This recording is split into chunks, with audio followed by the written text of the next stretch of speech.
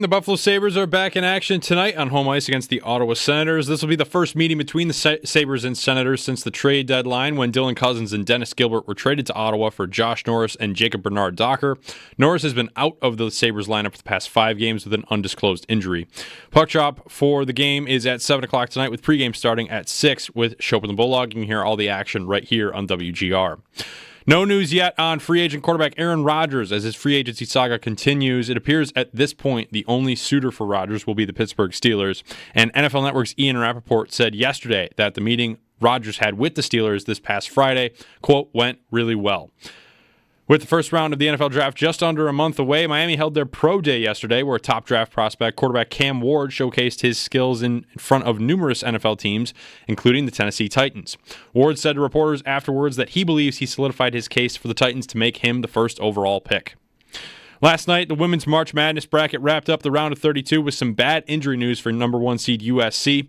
USC star Juju Watkins left the game against Mississippi State just 5 minutes in and did not return. It was revealed after the game that Watkins suffered a season-ending ACL tear in her right knee. The sophomore averaged 24 points per game this season for the Trojans. USC was still able to dominate and won 96-59. There was also some late drama in a game last night between number 4 Maryland and number 5 Alabama.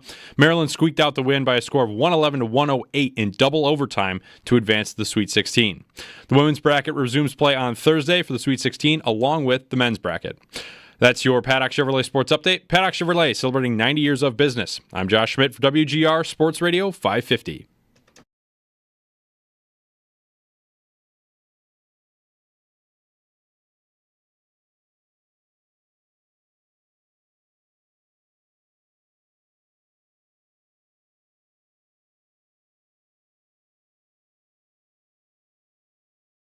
This is another thing that people do. Hold on. People do this. What? Yes. Why? Because the butter? Because it's movie theater popcorn. But you could get movie theater popcorn in the grocery store. That's grocery store popcorn. Popcorn is not different enough that it's worth going and getting movie theater popcorn. It certainly is. You're not living until you're going into the movie theater, getting popcorn, and going home. Why do you think they sell it before you have to go into the theater? Why do they sell it where the general public can just walk in and buy treats? Why is it there instead of... That's a coincidence. They didn't put that out there. Is that true? If that's a coincidence, where do I buy food at a Sabres game? After the ticketed portion. Where do I buy food at the airport? After the ticketed portion. You're listening to Jeremy and Joe on Western New York Sports Giant, WGR Sports Radio 550.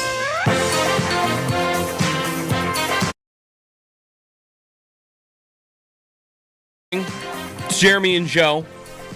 We were just talking in the break about the break. Is it a break if we haven't started yet? The preamble. It's a preamble. The preamble. Yeah.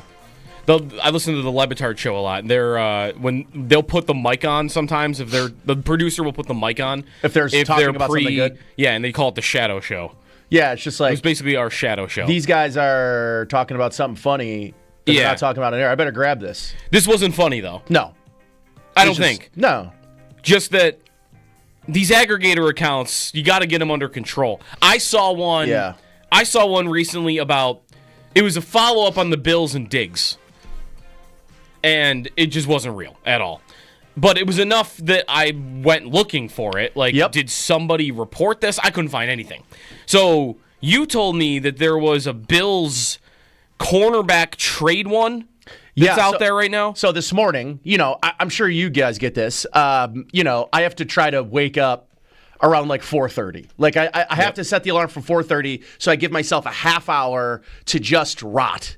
And what I do is immediately I try to get some screen time because I got to get the eyes associated with life itself. So I'm just like looking through and I see a tweet. Bill's new corner Jamel Deane, and I'm like, that's not right. He's not. Yeah. I'm like, from the Bucks. So then I Google searched Jamel Deane and top stories. Tampa Bay Buccaneers may trade cornerback Jamel Deane. And the 5 or so articles as Buffalo eyes potential game-changing trade for Jamel Deane. Surprise, Bills trade proposal for Buccaneers starting cornerback.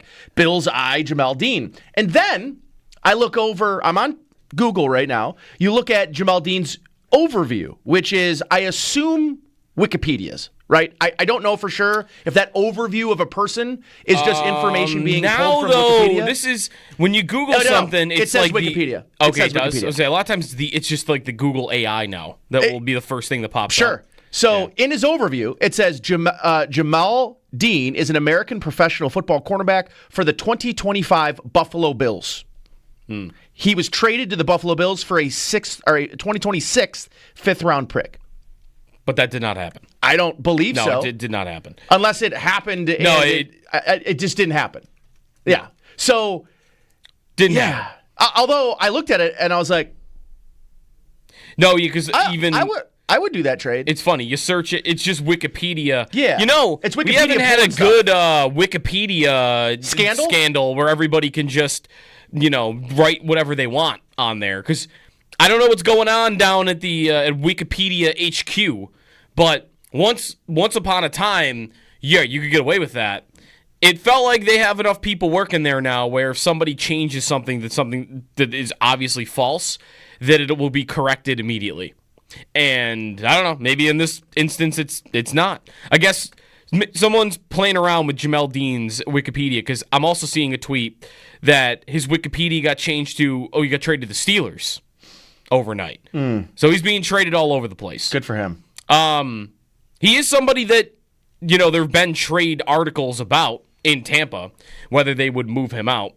So I would be interested in him, having said this. Yeah. 28 years old. Like, the Bills need a starting corner. And I'm not sure. The Bills need a starting corner. The Bills need a starting corner. Like, I would say this.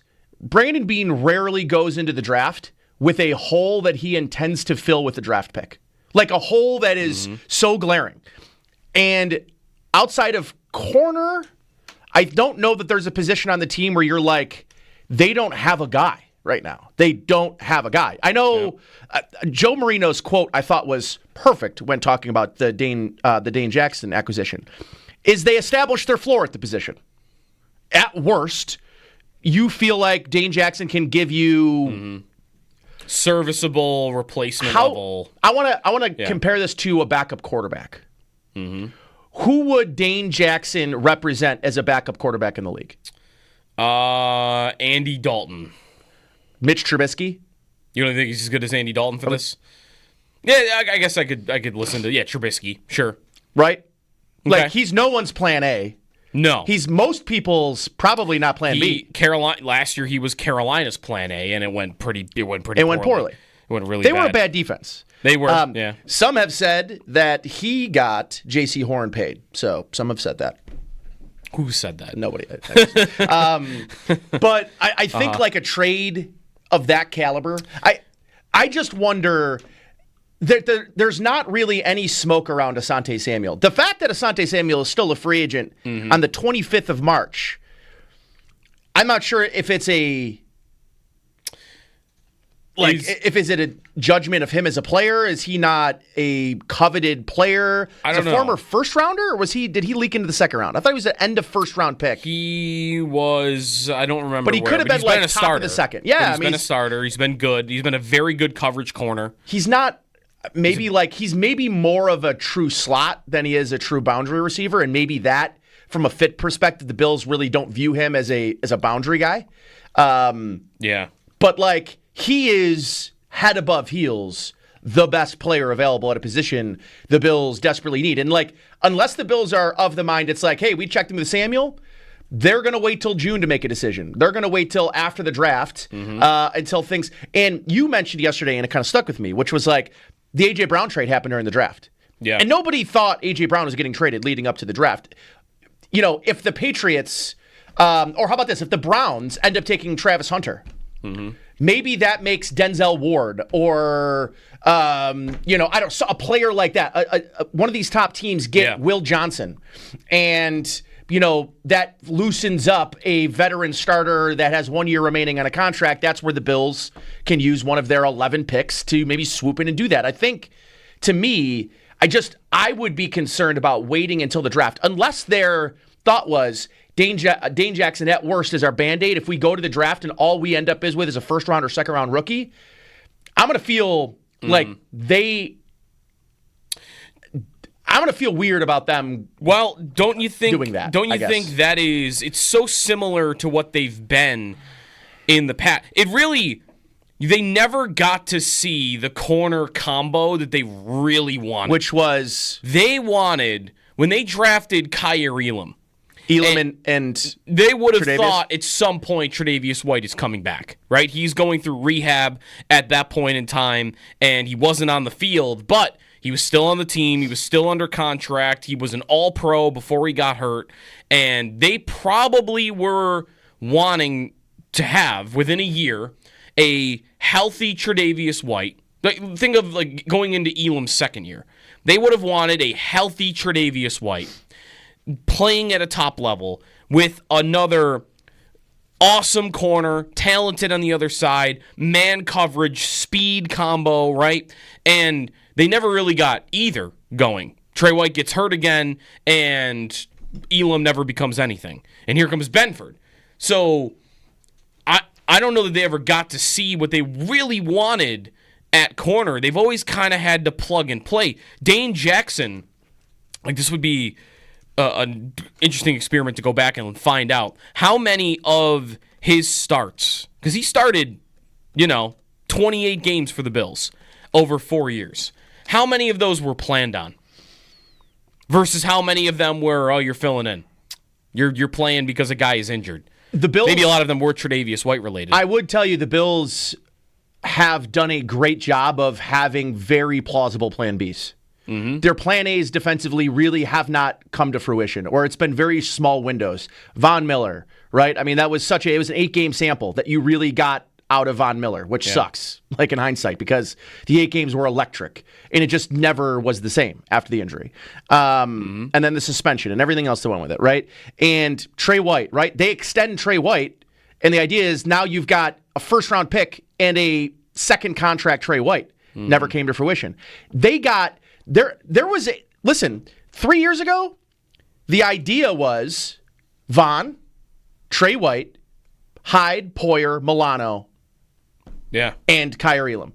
And even Edmonds still. Right on his last year. They get one snap together as a group?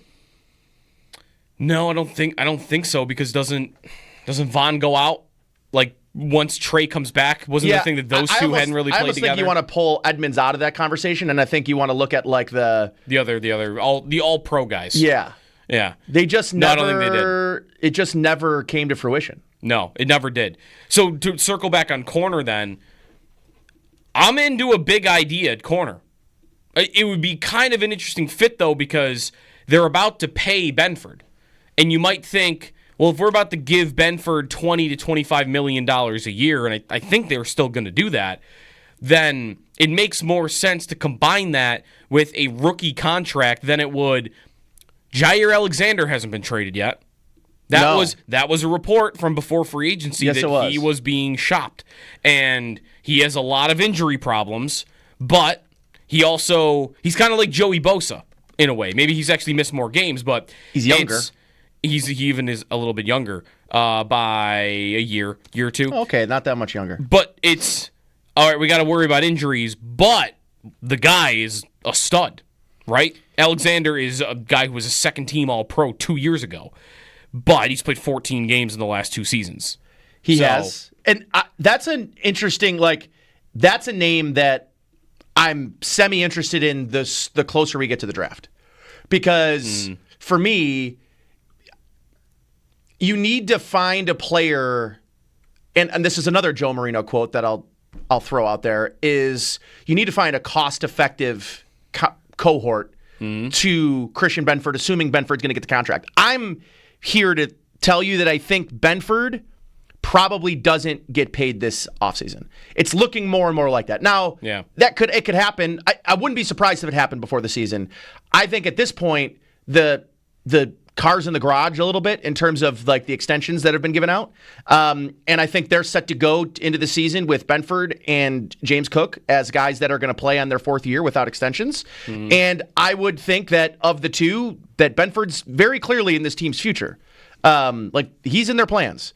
The question is, while he's still on this rookie deal, which is one more year. Yep. Can you take advantage of that with a Jair Alexander? And would that make sense for you? Because he's got this year and next year. It's a $27 million cap hit next year. He's got one void year, but out of what contract you'd be acquiring kind of matters in all of that conversation. But like Alexander, Jamel Dean, like I feel like there's a list you could start to compile across the league of like who are some veteran corners that have been tied to a trade, and could you make right now the Bills could make the money work. I don't know if they could make it work today if they could just acquire him and be over the cap. I'm pretty sure that's not once the league year starts. You can't do that. Right. You need to have You the gotta have space. the You have the effective space. So the Bills. I don't even know what their effective cap number is today because the contracts that came out the cap hits are so low.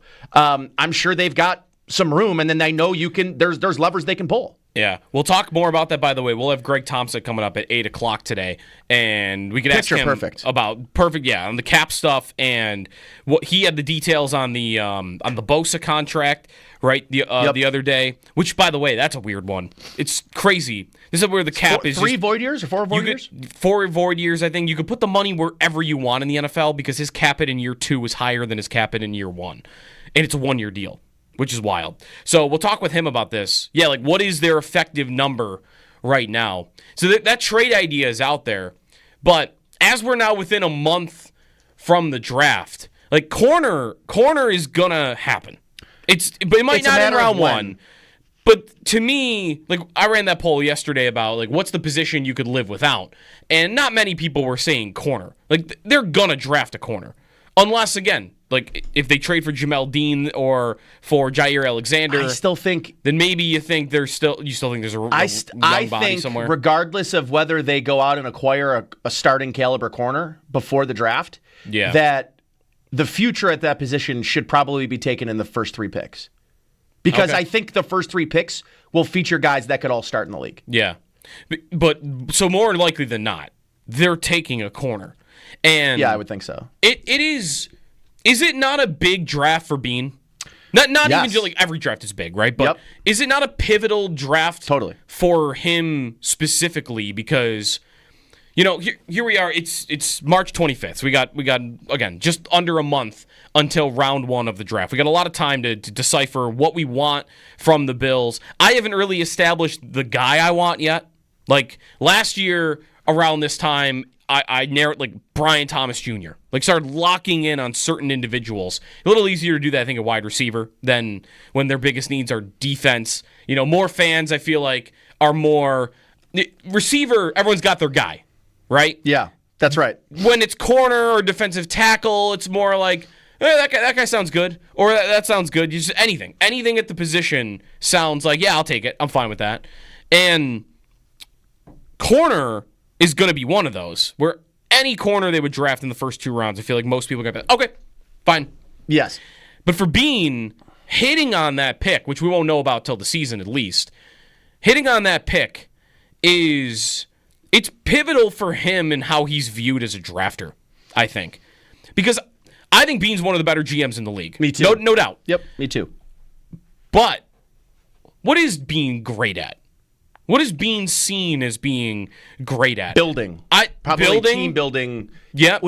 I would say he has an incredible sense of the cap. Yes. That's kind of his background, isn't it? Was dealing with the cap and, getting all that cleaned up. So I feel like his work as kind of a capologist is one of the things he gets a lot of credit for.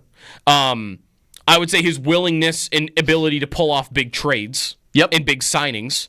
He is not gun shy at all, right? And is that a breath of fresh air for the other team? He also operates. He operates as if he has the resources to do whatever it takes. Mm-hmm. I would say, for the most part, not all the time, but a lot. Like he trades he gets Von Miller in the door, and he's not. I would say he's aggressive, not reckless. Yeah. But aggressive. Yes. And he does pull these trades off a lot. Somewhere between like he's not Howie Roseman, but he's more than I don't know. Who's Roseman? Well, you're saying he's better than what? Like, no. Like I'm saying, Roseman is your standard. He's the standard bearer. Like he's the guy that is everything. Cap, aggressive, has won Super Bowls. Like he's the one. Like it's him. And then that list starts, and Brandon Beane's probably somewhere in that 3, 4, 5 range. I will just again point out though that Howie Roseman is playing from the front tees compared to everybody else, doubt, because his owner is willing to front load all the cash in the world. But you're right, Roseman's good. He's a good drafter. He's a good drafter, but he also values draft picks and finds ways to acquire draft picks better than anybody that in the league. He has given themselves more lottery tickets. Yeah. And he's also willing to take chances on guys that the rest of and for whatever reason, he really loves Georgia players. I mean, his entire defense is basically Georgia. So, Roseman, I just said it there. He's a great drafter. Yeah. Roseman's a great drafter. Is Beane a great drafter? I would say he's probably middle of the road. Is Beane a great drafter? You think he's more middle of the road? I would say it's probably his weak link right now. Mm-hmm. He's got, because he's got the one big glaring miss right now, which is the Elam pick. Mm-hmm. And I don't know. Is also a pretty big miss. I wonder what kind of, again, pivotal in what way? I called it pivotal. He's not getting fired. Nope. Nor does anybody want to see him fired. But it is, if he has a draft here where there isn't much rookie production from it, or there's another miss seemingly at the top of the draft, and it looks like that could be true after 1 year, then that noise might get louder and louder. Versus, it's why I feel like he's kind of on the fence. There have been enough hits where if he smashes on one pick here at 30 overall, then it could very quickly turn to, oh no, he's a great drafter. Because there are hits and there are misses. I don't even, there's a miss. Are there misses? Because they get, it's weird that they kind of end up this way. They get a lot of good players. This is their roster right now. They get a lot of good players. Ed Oliver at 9 overall. Yep. He's a good player. James Cook's a good player. Greg Rousseau's a good player. Especially in the first round. Terrell Bernard's a good player. Rousseau is a good player. Yeah. But especially with these first round picks, how often are you landing the great players? It's almost weird. Is it weird, or is this kind of how the league can work? That they're getting more of their great players with the lottery ticket day 3 picks. Yeah. Right? Even going back way long ago now. Taron Johnson, who are their best players right now? I mean, Benford is one of them. Johnson. He was a 6th-round pick. Benford was a 4th-round pick. Deion Dawkins. Milano was this, and he was a 5th-round pick. Yep, Deion Dawkins. Dawkins at least is a little higher. He was Spencer a 2nd, Brown. And that's before Beane. Brown is a little better, but even that's the third round. Their best players aren't their guys they drafted in the first round. And some of that's the last 2 guys, too. Coleman is the first pick of round 2, but I'll count him for this, and Kincaid. Right? And that is maybe where it feels like, yeah, he's not all the way there as a drafter for people, because the last 2 guys they picked with their first picks, Kincaid's kind of lost right now, it feels like. Yep. And Coleman, I don't know, wasn't terrible, wasn't great. There were times where it looked really good. He was awesome in Seattle, but kind of disappeared down the stretch. So I don't know where people reside on that. Is Beane a great drafter? And is this a draft where, it's kind of going to decide for many, because we're in the middle here on some hits, some misses. If he has a great draft, then maybe the common sentiment will be that he is a great drafter. And if he has a bad draft and we get a season coming up without much rookie production, then maybe it goes the other way.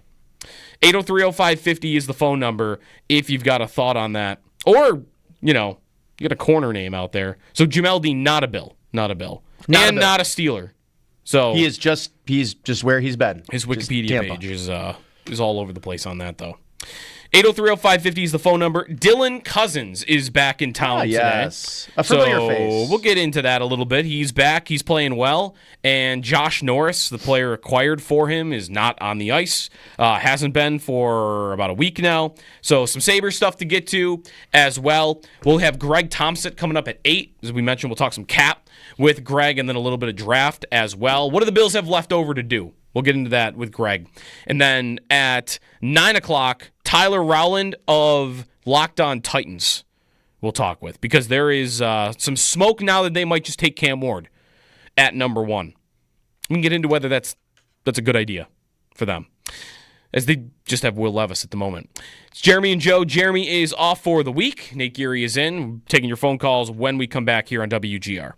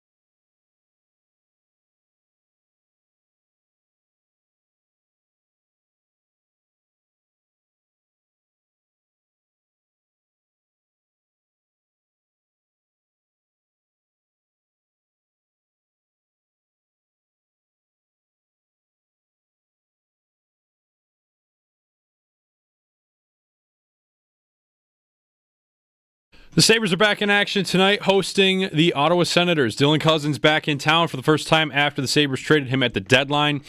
He was traded for Josh Norris and Jacob Bernard-Docker. Norris has been out of the lineup for the Sabres for the past 5 games with an undisclosed injury. Puck drop for tonight is at 7 o'clock. Pregame starts at 6 with Show Up in the Bulldog right here on WGR. No news yet on free agent quarterback Aaron Rodgers as his free agency saga continues. It appears at this point the only suitor for Rodgers will be the Pittsburgh Steelers. NFL Network's Ian Rappaport said yesterday the meeting between Rodgers and the Steelers on Friday went really well.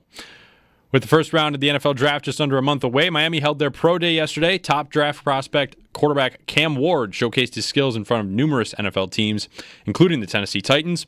Ward said to reporters afterwards he believes he solidified his case for the Titans to take him with the number 1 overall pick. And in Women's March Madness last night, big injury news for USC. USC star Juju Watkins left the game against Mississippi State just 5 minutes in, did not return. It was revealed after the win that Watkins suffered a season-ending ACL tear in her right knee.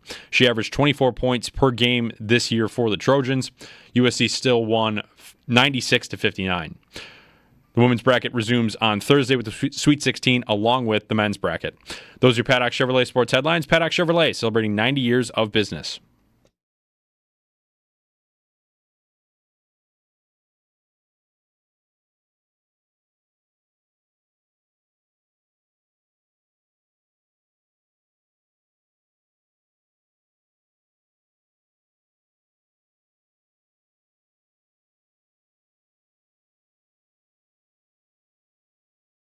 Draft, develop, and re-sign our own. And while we can't do everyone because there is a cap, and sometimes we've had to let some really good players that we've drafted here go on and get contracts elsewhere, but this sends a message to the locker room like, come in, you drafted here, do everything right, make plays, whatever position it is, and the Bills will try to re-sign you if they can make it work.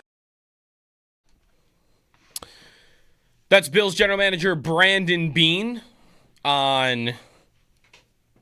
overall on the draft. We're under a month away. And the Bills got some needs, mostly on defense. See what they do. Wide receiver, of course, the one need on offense where you might think they'll get to it at some point. 803-0550 is the phone number. It was super windy yesterday. I don't think it's meant to be today. A little bit of wind today. But not like yesterday was... Could hear the house moving. Type of wind. We want the wind dries out the golf courses. That's true. That is true. I'm thinking. You are. Is it when it's that cold though? Does it still? Yeah, I guess it still would have that effect, right? Yes. In the 40s, it's not frozen. So. Not frozen. Well, as far as we know, not frozen. Ish. 803-0550 is the phone number. Mild today. Still pretty cold though. Let's go to the phones. Is Brandon Beane a good drafter? How good do we think he is at this? Going into next month's draft. Jake in Buffalo has got thoughts on it. What's up, Jake? Hey, guys. Good morning. How are you? Morning. Good. Good. So I think one thing we forgot to mention when I was listening to you guys kind of break down his draft picks, let me ask you guys a question. What is the most important pick a GM can make? Definitely the quarterback pick. Mm-hmm. Yep. Right. Would we say he hit that out of the park? Certainly. Yes, he did. Yep. Yes, he did. Okay. So I guess the next thing you would say is, since he's been GM, what would you rate our roster overall in comparison to, like, just say our division? Would you say we've had the better roster over the past, say, 5 years? In the division, sure. Over 5 years, I would say that. Yeah. Yep. Top to bottom? Okay. Yeah. Yep. Would you say he had the top roster, let's say, on one of the top rosters of the top 10 teams in the league? Maybe top 5 in the AFC? It depends. For some of those years, yes. There's a year, 22? Forget which season. We're going in. It's like they had the best roster in football on paper, no doubt. Versus this year, I wouldn't say that. Or last year, I wouldn't have said that. Yeah, right. Last year was not. I think it's safe to assume when you're doing this, it's a science. Some have better output than others in certain particular rounds. I would say, Would you say he's probably one of the better drafters from 3 to 6, rounds 3 to 6? That's without looking at everyone else's draft boards over the last couple. I would say if he's not number one, he's in consideration. There, for that, even for though sure. there is a little bit of on other people's draft boards. ESPN Analytics, I think, even did a study on how good different teams are at different sections in the draft. I think this was either last year or the year before. And what I remember is that Beane did mark like one of the best in these rounds that Jake you're talking about. Like day 3, he's hitting on picks as often as anybody in the league, if not more, probably more than most in the league. Right. So my point in saying this, guys, is the only times that he's really had, a top 15 plus pick in the draft is maybe his first year or two. Other than that, he's been picking at the bottom of the draft. And to be quite honestly, if you compare other teams and what they're picking at the bottom of the draft every year in year one, it's not like it'd be different if we were getting top 5, top 10 picks every year and he was blowing those. Because those, to me, true, you should get an impact player, no-brainer. You know what I mean? So I think we have to consider those things. Yep. So I would say, based on all of that, considering that we've had a pretty talented, a competitive roster, let's say that we've had some pretty extremely talented years with a very talented roster, plus his free agent additions that he makes, and I know that's not a draft thing, but just in addition to that, I would say, he's an above average drafter. And I would say, to me, the draft picks that he had to make that were the most important, he hit out the park. We've had a great offensive line based on draft, with a few free agency additions. We've had a phenomenal quarterback, right? And he's put key players that are, to me, glue players, if you will, or just good, solid players that can compete 2-3 deep into the team at each skilled position or at each important position. So, yeah, have we hit that dominant top 5 D lineman? But if you look at, there's not very many teams that hit them after rounds 2, and there are some that have, right? But for the most part, I think he's on par with all the other GMs that are drafting in that range, if not better. And we've had a chance to compete at the highest level year after year. So I don't know what else we would want from a GM. But I understand your question in terms of draft, as a drafter, as that skill. Yeah, I would say he's above average at this point, based on the most important picks that you've had to make and based on where he's drafting from. Yeah. Thanks, Jake. All good points. All good points, I think. The thing, I guess, to answer your last question there, the one other thing that people want is they want more stars. They want more people that are at the peak of their position where, and that take into account the context of what Jake points out there. The Bills are drafting 25th or later every single year now. Yep. And they have been for a few years. So it is harder. Especially when the position that you're constantly chasing is defensive end, and that's a premium position. Yep. And the best of those guys are going high. It's not running back, where if you were chasing a great running back, how many years can you draft the best running back at 27 overall? A lot of years. Defensive end, not as easy. And that is not to say, though, that there are not examples of guys that go late in the first round. TJ Watt is one of these, of course, that was a late first-round pick that, he just blew up and was one of the best in the league. So I guess it does sound nitpicky when you're doing that. The only thing I don't like about the roster point, though, is the roster has often been filled by a lot of really good veterans. Mm-hmm. They have gone out and think about, the studs that they've had, especially on offense more so. At receiver, it's going to be a receiver point. It might end up being a receiver point. Who's their big acquisition at receiver over the 5 years? It's not a draft pick. Yep. It's Diggs. Yeah. Who are the next best receivers? Really, Beasley, Brown, free agent. So free agents that they've brought in, and Morse has been their center for a long time. And I know other teams supplement that too. But see, what's interesting is now is when you really get to see the draft talent even more, because now you're not as able to go out and just load up the offense. There was a time where the Bills had 3 veteran free agent signing or traded for receivers, where their whole receiving core was outsourced. Big Diggs trade, a Beasley contract, a John Brown contract, an Emmanuel Sanders contract. You did have Gabe Davis. You had Gabe Davis thrown in along the way. Yeah. But everything was just, we're outsourcing it. And now, when you can't do that as often, The roster doesn't look as whole. It doesn't look as talented. And the best way to get back to where you were the best roster in football, was you just got to have a little bit more star power. And That's it. I think, too, applying some context to previous draft classes is also important because, right now, outside of Kyrie Elam, I think the draft pick that gets the most scrutiny is Dalton Kincaid, right? They moved up ahead of the Dallas Cowboys to ensure they could get Kincaid, and then spent the rest of that offseason talking about how he's really a receiver. And it hasn't come to fruition. But in that same context, if you go into the time machine and you go back to that draft, Brandon Beane misses out on a run of Jackson Smith-Njigba, Quentin Johnston, Zay Flowers, and Jordan Addison. That was the run that ultimately forced his hand to move up because the playmakers that were left were not really in a position. And, listen, was Dallas going to absolutely take Dalton Kincaid? I don't know. But it took him, he moved up 2 picks to ensure that he got Dalton Kincaid. After Dalton Kincaid, the Dallas Cowboys ended up taking Mozzie Smith, who basically can't see the field for them. Yeah, he's bad. Anton Harrison, who is a depth tackle. I don't even know much about him. Depth tackle for Jacksonville. Miles Murphy, who was a depth defensive end for Cincinnati. Now he's probably going to be a starter. Brian Barisi, good player in New Orleans, defensive tackle. And then Nolan Smith at 31 is probably the only other guy you're like, okay, now he looks like a pretty darn good pick. Yep. They just moved off of Josh Sweat because they've got Nolan Smith behind there. He's the 31st pick overall. So, out of that group, if the Bills stand pat and let Dallas take Dalton Kincaid, are they ended up with Mozzie Smith?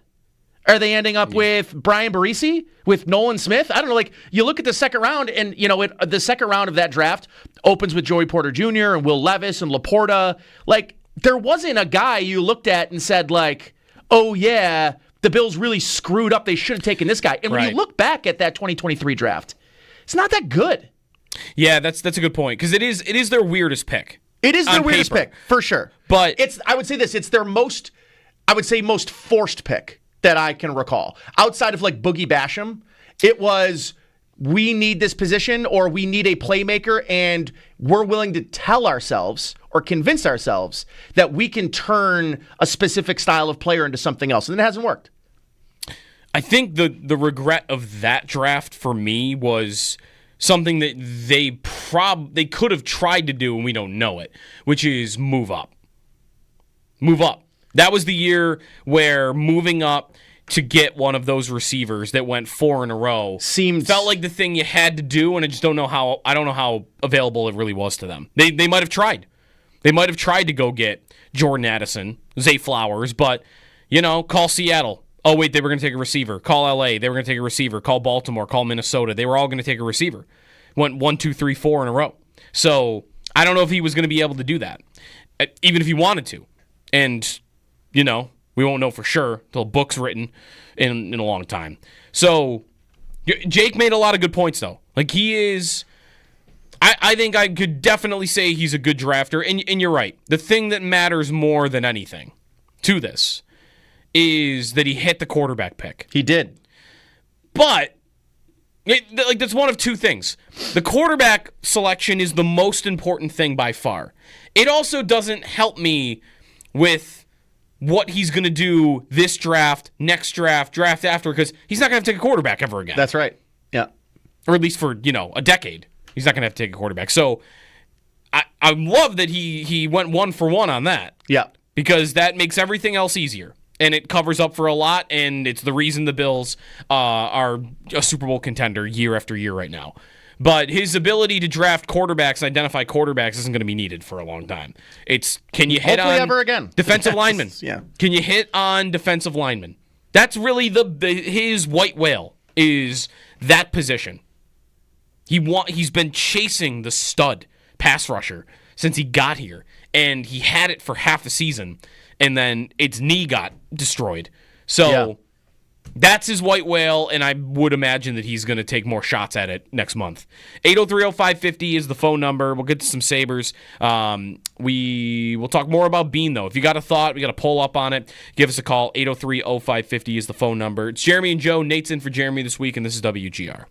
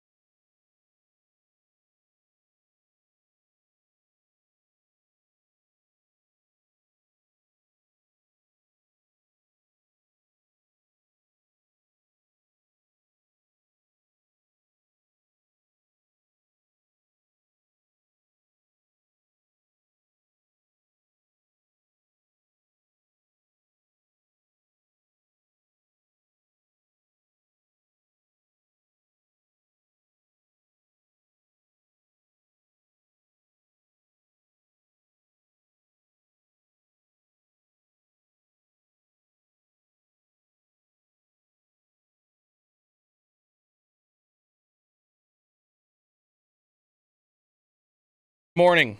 It's Jeremy and Joe. We're here on a Tuesday. Nate is in. Yo. Got something to tell you here. By the way, give us a phone call. 803-0550 is the phone number. We've got open segment coming up next. Be sure to join Shope and Sal at the Ride for Roswell kickoff event on March 26th. That's tomorrow on Roswell's campus starting at 5 p.m.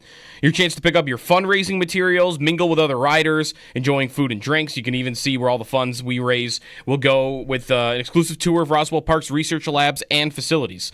All are welcome to join us at this event March 26th. Visit WGR550.com for event details. Juju Watkins tears her ACL. It's tough. Yesterday for USC. She's one of the best players in the nation, too. Sucks. But to me, like the most must-see player in that tournament. Honestly. Other than Paige Beckers, yeah. Yeah. So sucks. The women's tournament's been honestly better, I think, than the men's tournament so far. Yes, it has. You actually even had more upsets. Isn't there a big difference though between the two right now? Hear me out. Like, this is probably right, isn't it? The men's tournament is all about upsets and buzzer beaters too, of course, but it's let's see the Cinderella story. Isn't the women's tournament more I just want to see the best? I want to see the stars that I know. I want to see the best of the best going at it. Versus, I don't think people want to see, or at least they don't think they want to see in the men's tournament, the best of the best. They want to see an 11 seed that goes to the Final Four. Yeah. And in the women's tournament, I think you just want to see the best stars that are going at it at the end of it. So, a little different right now for those two. The women's tournament playing last night. The men's tournament is off until, I believe, Thursday is when we get our next action on that. Do you have any opinion on the spring game thing going on right now between Colorado and Syracuse? How they want to play each other, whether it's going to be allowed or not? I bet you it won't be allowed. Okay. I don't. Why do you think it won't be allowed? Because they feel like it's going to open up. Yeah. I don't know. But players getting hurt maybe in spots that they wouldn't otherwise. I'm not sure. I like it. If I was a coach, you know what I wouldn't want to do? Showcase my roster to another coach. Hey, that guy, they're not using that guy. We should be reaching out to him, trying to get him in the portal. Mm-hmm. It's a free scouting combine for other coaches. Yeah. I'm good on that. And on top of that, well, I mean, people get to see your spring game anyway. They do. Right. Coaches don't get to scout your players during it. They don't get to see them in practice and put them in situations. You're saying you'd be worried about like Dion on the other side. Yeah. Yeah. Okay. And on top of that, like, I think about this. Spring ball is an opportunity for your entire roster to be put in game-type situations. Yeah. If you're going up against another team, I don't know. In fact, I know this. The guys at the bottom of your roster that use that as an opportunity as valuable game film, as film, like, is the bottom guy in the roster getting a chance? Because it's your starting offense versus your starting defense. That's 22 players. You sub out, you got 22 more players. That's 44 players that get to play in 2 drives. You can't get that if you're doing it where you're playing another team. You're not getting the opportunity to fully evaluate in game situations. So that's why it's not a super intriguing thing to me. Yeah. I'll watch it, though, if it's on. Sure. Yeah. I'm sure it'd be televised. Surely I'll watch it. But I wonder how competitive it would be in the first place. It'd be more like a preseason football NFL game, probably. They're not going to be game planning or doing anything like that, I would assume. 803-0550 is the phone number on Brandon Beane. Is he a good drafter? Let us know your thoughts. Get to some Sabre stuff. Dylan Cousins. I was thinking about 2 seasons ago, yesterday. You ever just do that? Think about they were right there, and what could have been different. There are some things that don't get brought up, I think, that they lost out on that are even beyond the playoffs from 2 years ago. With Cousins back in town tonight, I'm thinking about him for that too. Got some nostalgia? Yeah. Is it nostalgia if it was only 2 years ago, though? I guess a little bit. I guess. A little bit of that too. Tune in. 803-0550 is the phone number. It's Joe. It's Nate. Stay tuned. This is WGR.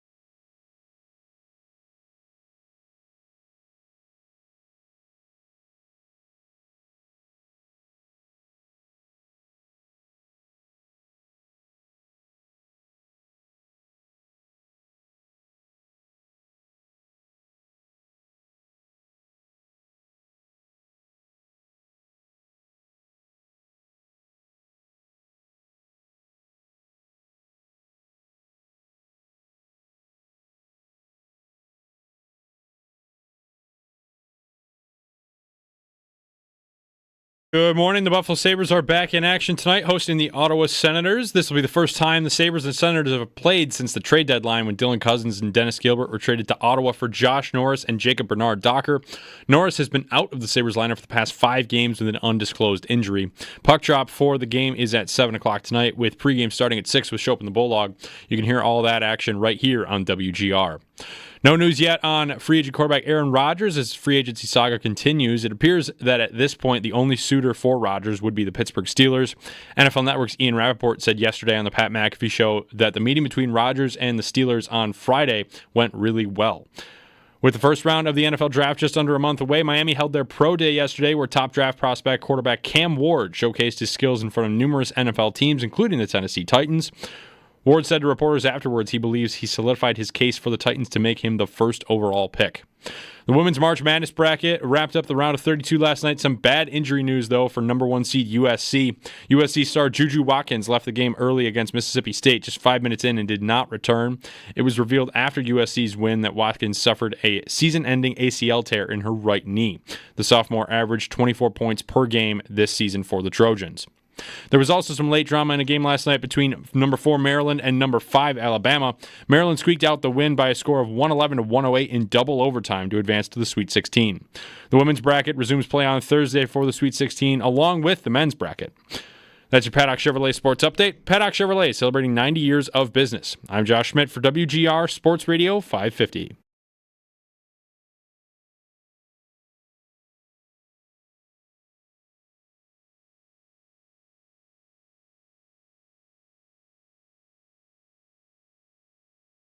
Sure, but gonna try not to overthink it. It's at the end of the day just another game, and a big 2 points that we need. That is Dylan Cousins back in town, playing against the Sabres tonight. Sabres and Senators. Senators are going to the playoffs. Sorry, I was busy. Playoffs. I was trying to see how much I could take out of my 401k to put on Dylan Cousins scoring tonight. I was just seeing if there's like an easy transfer button, and I wasn't sure. What would his odds be to score Probably tonight? pretty good. Cousins to score against the Sabres in his return. He'll get a tribute video, I'm sure. He'll get cheered too, right? Cousins is plus 260. Pretty good. For any time. For first goal scorer, Cousins is plus 1,700. That's third on the Senators for the odds. Feels like easy money. Yeah. He'll get cheered, right? I don't know. Not like a raucous standing ovation, but he's not getting booed, right? I don't think so. I don't think there would be a reason to boo him in any way. Unless if you're on social media and Ottawa fans are annoying you about it. Maybe you're going to boo him because of Ottawa fans. That's not his fault, though. Definitely not his fault. So, I don't know. Good, cool that he's back already, and he'll get his video tonight, and he'll get a little bit of an ovation. And good for him that he's on his way to the playoffs and playing well. To me, like, it was always just the guy needed to change the scenery. Yes. He was lost. They tried. He is now found. Everything. Kind of. They tried to put him at center. They tried to put him on the wing. They tried to put him on the top line, the second line, the third line. Definitely was not for lack of trying. I mean, I felt like they tried everything to get him back to where he was 2 years ago, and just nothing worked. So, I teased this going in. Was thinking about the 22-23 season and how they were so close. They were 1 point away. It's the only year they were anywhere near it. That's the other amazing part. Not just that they have a 14-year playoff drought, is that it's the only time they've ever been close. Yeah. The only time. And just thinking back on, I remember wanting to fight against this in the moment, and it absolutely rings true now, that there was a lot of, it's okay that they miss because they were just going to get swept in the first round anyway. Remember that? There was a lot of that, which they're not going to go far into the playoffs if they make it. It's just get in. That's it. And we don't, if they miss, then fine, because they're clearly on their way now. And I just feel like they really missed an opportunity to push themselves into it. To have the drought be over would be, I think, enormous. Just to have it be over, have that monkey off your back. Get it over with. And I think that would go a long way with their pursuit of players. Trying to convince people to come here and to sign here. And they can still accomplish that. I mean, Josh Norris, they have found 2 hockey trades in the last year where they didn't need the player to sign off on coming here. They found guys that were talented and on contracts that weren't about to expire that didn't have trade protection. They got Byram that way, and they got Josh Norris that way. So it can be done. But I just wonder how much they really could have done for themselves had they made it. They pushed in, they acquired a veteran goalie midway through the season, and that got them a couple of extra wins, and instead of missing by 1, they make it by 3 or something. Had they done that, I think their reputation league-wide would be a lot better right now. And even the players there, maybe it was Cousins for this. Cousins who had just looked lost for 2 years. A belief that, all right, I've done this before. We've done this before. Yeah. The group might feel like, hey, we've done this before. We know we can do it. Instead of now, which is they haven't seen themselves do it. There could be a confidence in that is missing right now that could have been there had they just pushed a little harder to just get in 2 years ago. And if you get swept in the first round, you get swept in the first round, whatever. But you made it. And no one can say anymore that you've missed the playoffs 14 years in a row and that it's impossible for the Sabres to get into the playoffs. Because you would have had accomplished that. You would have had accomplished it. And here we sit. And they're in last place. Here we sit. And I don't know when they're getting back. Did you see my tweet about Jarmo Kekalainen yesterday? No. Veteran general manager in the NHL. We picked apart yesterday briefly. There's the screen grab of Kevin Adams and Terry Pegula, and they're in a suite in Utah watching the game. And there's only 3 people in the suite. It's Pegula, it's Adams, and it's Matt Ellis, and they're sitting on opposite sides. Yeah, it's a weird image. It's a weird picture, weird image, and we had some fun with that. Let's have some fun with another thing here that could get you to, maybe they will move on from the GM. Not just, the owner is sitting on the other side of the room. Kekalainen, if you're not familiar with the name, longtime general manager of the Columbus Blue Jackets.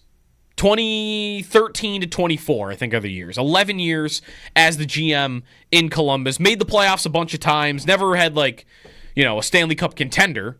But Columbus made the playoffs a bunch when Tortorella was their coach, right? Whatever. They had Panarin for a while. He has a Twitter account.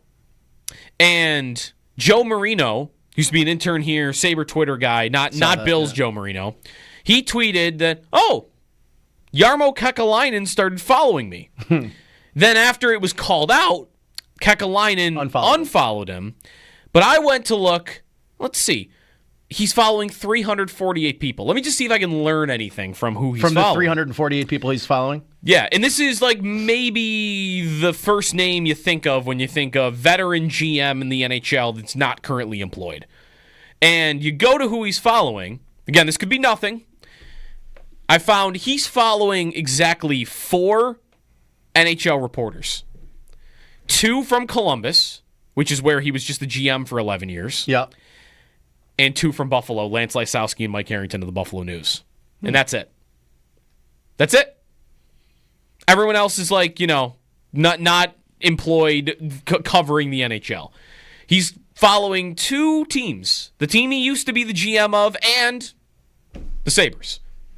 Now, it doesn't have to mean that Pegula's about to hire him. It could just mean that Kekalainen wants to be a GM again, and he's looking around the league going, where could I go? Who might become available? He could have talked to nobody in the organization and still be interested in the Sabre job. So, something to keep in mind. That's the guy right now that's, one of the first names that comes up when you think veteran GM, which the Sabres, by the way, have not hired a general manager with GM experience since the 1980s. 4 decades. It's pretty crazy. He's not my favorite. He's not a perfect GM. Again, Columbus was never a Stanley Cup contender with him. But they made the playoffs a bunch. So, something to keep in mind. Eddie in Lancaster is next up. What's up, Eddie? Hey, thanks for the call, guys. Love hearing it. Listen, I mean, I know all about the 14 years. I know all about the organization, their mistakes. This is not Eichel. This isn't Reinhart. This isn't even O'Reilly. I don't know where Dylan Cousins went. I was his number one, cheerleader for him. I wanted it in the draft. I wanted his physical presence. Well, where's the accountability on him? How come he led the Senators in hitting over the past 6 games? What, we didn't allow him to hit? Is that the problem? The management said, don't put your body at risk out there. We don't want to see you out there. Now, is he playing with higher skilled players? Did they pop him on the power play, first power play unit? Sure they did. But I don't hear a lot of accountability about where the hell were you, Cousins? We paid you. Well, I think where's that side of it? Isn't the accountability that he got traded? No, the accountability of why wasn't he bringing that effort and drive? I don't want to hear about it because I see, 10 other players on the team, even veterans come in and bring that professional drive. I didn't see it, and I don't know why. Yeah, thanks, Eddie, for the call. Cousins is the weirdest one because he had it, right? He did, yeah. He had it. He ran Matthews at the Heritage Classic after Dahlin got cross-checked in the head, and then he fought Hyman right after. He was always running around in those. I don't know about the fight against Garnet Hathaway and whether that's really the thing that killed his Sabre career. But, yeah, I don't know. He's going to be one of the weirdest stories to look back on and figure out what happened. I can't tell you what happened. I don't know. Yeah, I don't know either. It's super strange. But it did, and it went on long enough where I think Kevin Adams was right to think, how much longer am I supposed to wait for him to go back to what he was? Here, how long am I supposed to wait?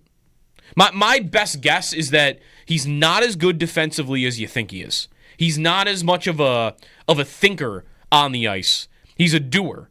And I believe that one thing that really hurt him was the shift in style. And you might have thought... The multiple shifts in style? Yeah, right, even that. You might have thought that other players would be harmed by that more. But Cousins, think of what Granato wanted them to do when they missed the playoffs by 1 point. It was play fast. Yep, that was really it. Play fast, be willing, you're fine making mistakes, don't worry about it. Play with instinct, play aggressive, and play fast. Less thinking when you're playing that way, right? Then they slowed the game down, and what happened?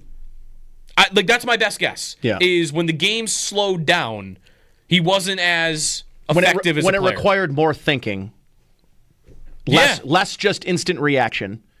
I don't really know what else it would have been, other than you could be one that believes that him getting pummeled by Garnet Hathaway just shattered his confidence. I don't buy it. Yeah, I don't necessarily either. So, and why is he leading the Senators in hits coming? Because he's on a new team. He's trying to make an impression. He's trying to make an impression and carve out his role.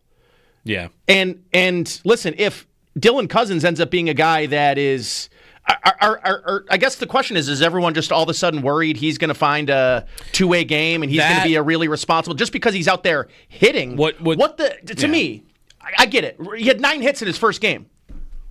Who cares? Mm-hmm. Is him getting 9 hits in a game making him all of a sudden a good defender? Because he was terrible at defending. And then he stopped being what was a high-level scorer or a high-level playmaker. Mm-hmm. I don't know. Am I supposed to be up in arms asking about accountability? Where were those 9 hits a game when he was in Buffalo? If he was averaging 6 hits a game, 5 hits a game here in Buffalo, does anyone think any differently of Dylan Cousins? No. What comes up, what people think about is his last impression here, which was you watch your captain fight 2 guys at the same time and you didn't do anything about it. But how many other guys could you I mean, Samuelson's still here. For now. And he got thrown under the bus to league sources by his teammates. That happened? Yeah, right. I mean, or maybe not. Yeah, it was around the league, right? It was in Friedman's. One of Friedman's pieces that, it was like, hey, teams were a little whatever, about Samuelson. Come on. Yeah. I think what people are truly worried about is they don't, this is a good I don't know if people would want Cousins to embarrass the organization further. Because I don't know. Some people might want the organization to look and feel embarrassed because that could get them to do something. But at the same time, you feel embarrassed too, and then you feel regret when other players that were here and were important go somewhere else and they win and they thrive. And that's happened every year here. So it's not an unfamiliar feeling if it were to happen again. But I don't know where people come in on that. Like, for me, I guess I don't really care if Dylan Cousins is unbelievable for Ottawa down the stretch and into the playoffs. And he performs in the playoffs and they win multiple rounds and it's, another Sabre. Another Sabre leaves and thrives and wins. I don't know. To me, it'll be a more of a... For him, it's a different situation than what you had before. And the worst that's going to happen is the organization is going to feel shame. And shame might be the only thing that gets them to turn this thing around, to move on from people, to, be aggressive. They've tried to be a little more aggressive, I think, lately. The Norris for Cousins trade is that. But I'm not sitting here scared that another former Sabre is about to go off and go nuts. I'm not either. And I also need people within the organization that just are not scared of their own shadow. That's why I think... Well, and that's why you had to make that trade. There was, speaking of Friedman, this was a month or two ago, one of his 32 Thoughts pieces. There was, not from the Sabres, but there was like another NHL source that had said that their read on the Sabres was that they like to talk about making trades, but they don't love to pull the trigger on the trades. And then one of the reasons was that they are... Was it they're a little afraid of looking bad? I'll have to get the exact wording. But it's somewhere along the lines of they don't want to trade a guy away and then have that guy immediately make them look bad. And I would be, if that was, true or not, it seems like it wasn't by action, because they were willing to trade Cousins. They were willing to go out on a limb and risk, if this guy goes to Ottawa and is amazing, then there's another one. There's another one. And that didn't stop them from making that trade. So I don't think you could say that it's true right now because they just made a deal where they said, we're not afraid of him making us look bad. Right. The thing that's making them look bad right now in that deal even more so is that Norris is already hurt. Yeah, it's what you got, not what you sent. Because I still like that player more. I would still think it's 6 games. If I said it in the time, I'm not going to change my opinion in a week and a half. I would still make that trade right now. Yeah, I would too. It's not a major injury that Norris is dealing with. It's a nagging thing. And I would hope that a full offseason, you can get him healthy, because that player to me is still a more complete player that I would trust on the long term than I would with Cousins right now. And it doesn't even matter what Cousins was going to do in Ottawa, because you knew what he was doing here. And you knew that the thing he needed was a change of scenery. I can't get him a change of scenery here. That doesn't happen. He needed to be traded. So tonight, he's back. Ottawa's back. They've passed the Sabres. Easily, they've passed the Sabres. And they're probably on their way to the playoffs. And, as we wind down the season here, we're 1 month, just over a month. Actually, no, less than a month. Less than a month of the season. Every day, this Kekalainen thing I'm like half joking about. I really think more and more that Adams might get fired. That they might finally move on from the GM and after 5 years. It's about the timeline that a lot of GMs get, but we'll see. He made a deal at the deadline that I did like a lot, and that's 2 hockey trades in a year, and if he's able to make more in the offseason, I guess it could be worse. Actually, it really couldn't. 803-0550 is the phone number. Yeah, I don't know. We'll probably make more of tonight's game than just because, what else do you have right now? Are you looking forward? For them, no. What are you looking forward to the game tonight for any other reason? It's a end of March game with the playoffs out of reach. I mean, this is grasping at, we're entering the last month of the season and gearing up for the draft lottery. I mean, what most people are doing at this point. So it's like, Yeah. For me, Dylan Cousins, whatever storyline you've got tonight, I don't know. At this point, it feels like we probably need some storylines to tune in. The bar for them now is just don't have people that are in the building leaving upset. Right? Now it's just, hey, win your home games because it's a night out. Right? For people, it's a night out in the arena and watching some hockey and win the game, have people cheering at the end, and that's it. That's the bar for the rest of the season. And then the offseason is going to be about just more of the GM, and is the coach going to stay, and is the roster going to get picked apart core-wise? Are they going to change more of the core out? The offseason will be interesting, but yeah, they're just winding these games down. 803-0550 is the phone number. Ovechkin, by the way, 7 goals away. He plays tonight from Gretzky's record. He's got to get going if he's going to do it this year. I don't see it. You don't think he'll do it this year? I think he's favored to do it still this year. He's got, 9 games left? 10 games left? Let me see.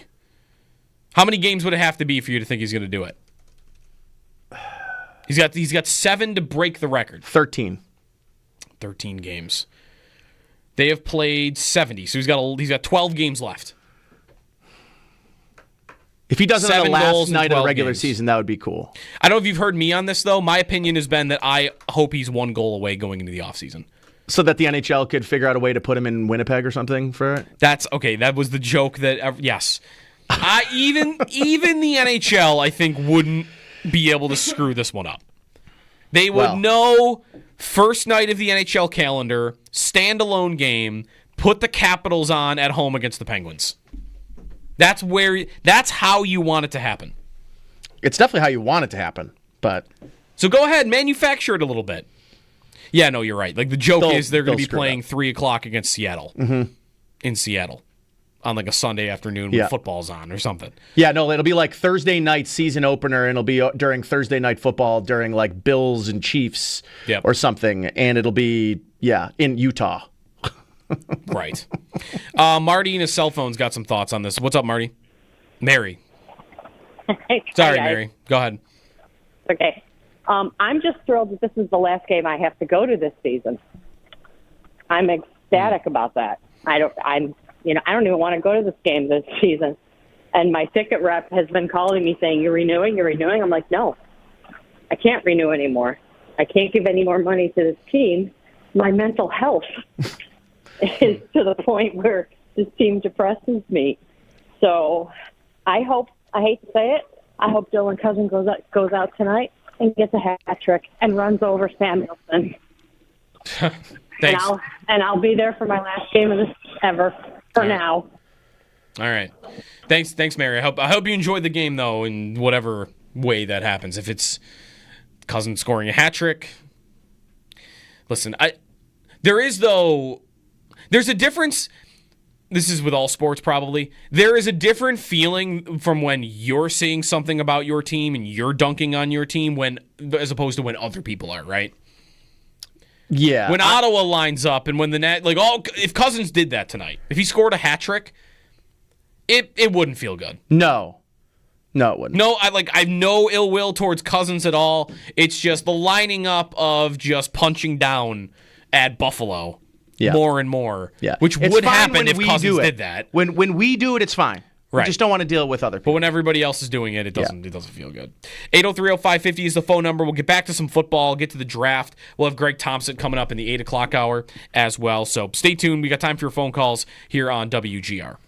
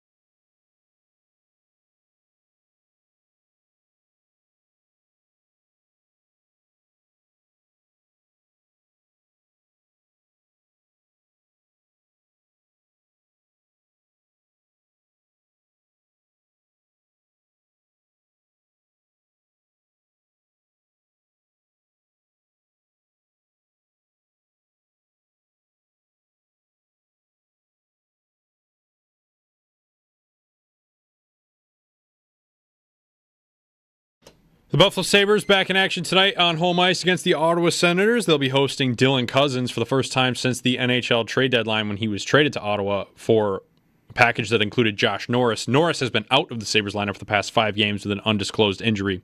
Puck drop for the game tonight is at 7 o'clock. Pregame starts at 6 with Schopp and the Bulldog. You can hear all that game right here on WGR.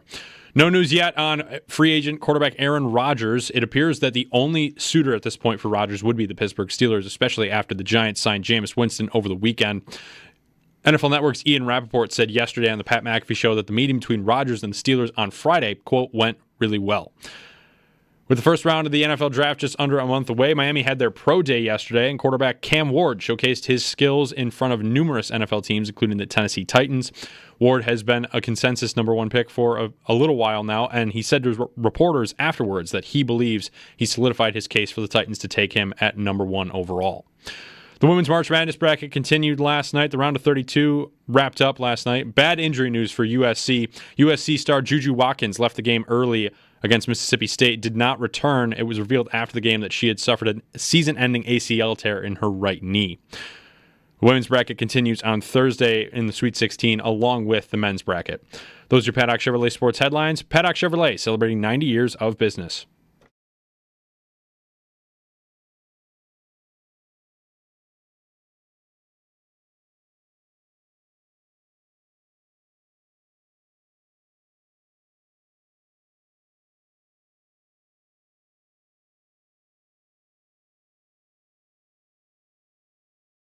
This would be a great fit for Buffalo. I don't know why, because I usually don't gravitate towards this type of player, which is athletically freaky, gifted, and doesn't do it all the time, right? But for some reason, I think that Kenneth Grant can be a better NFL player than he was a college player. I'm willing to buy into that potential, basically as high as you want to put him, honestly. If I needed a defensive tackle, I'm willing to take Kenneth Grant pretty much as high as I need him. That is Sam Monson, 33rd team. Frequent guest on this show. Kenneth Grant and the Bills. Big defensive tackle that you do see fall to 30 a lot. Yeah, he's pretty consistently. Yeah. He's your guy? Would you say right now? Is he? I said earlier I'm having a tough time finding my guy. Is Kenneth Grant your guy for this? For the 30th pick? Like, does my guy have to be like, okay, this is who they're going to have available at 30, or like, that's my guy, you should go get him and do whatever it takes? It could be more the latter. More the latter. Without like talking about like the Travis Hunter, an unrealistic idea where you got to go like to the top 5. Yeah. Yeah, I think so. Fit, big. They need a one tech. He would instantly solve that solution for them. Yeah. Long term. There's definitely a little, like, hopefully some upside in there as a pass rusher. He's not exactly a, polished pass rusher from the interior, but little raw in that department. He's a guy I'm kind of in love with that Revel kid from East Carolina. Okay. Corner. He's 6'2", lanky. He's kind of got that, long zone, go up, kind of. Frankly, a little Rasul Douglas vibes, right? Long, lanky, instinctual zone player. I could just turn back the clock and draft a 23-year-old Rasul Douglas. I think I would do that in a second. Yeah, right?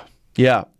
Grant, by the way, his NFL comparison by Lance Zierlein is a player that I don't know. Tedderell Slayton. That's whose comparison? That's for Kenneth Grant. But I'm not familiar with that player. When you throw a comparison in there, it should be star. Someone you know. Yeah, you want a star player in there.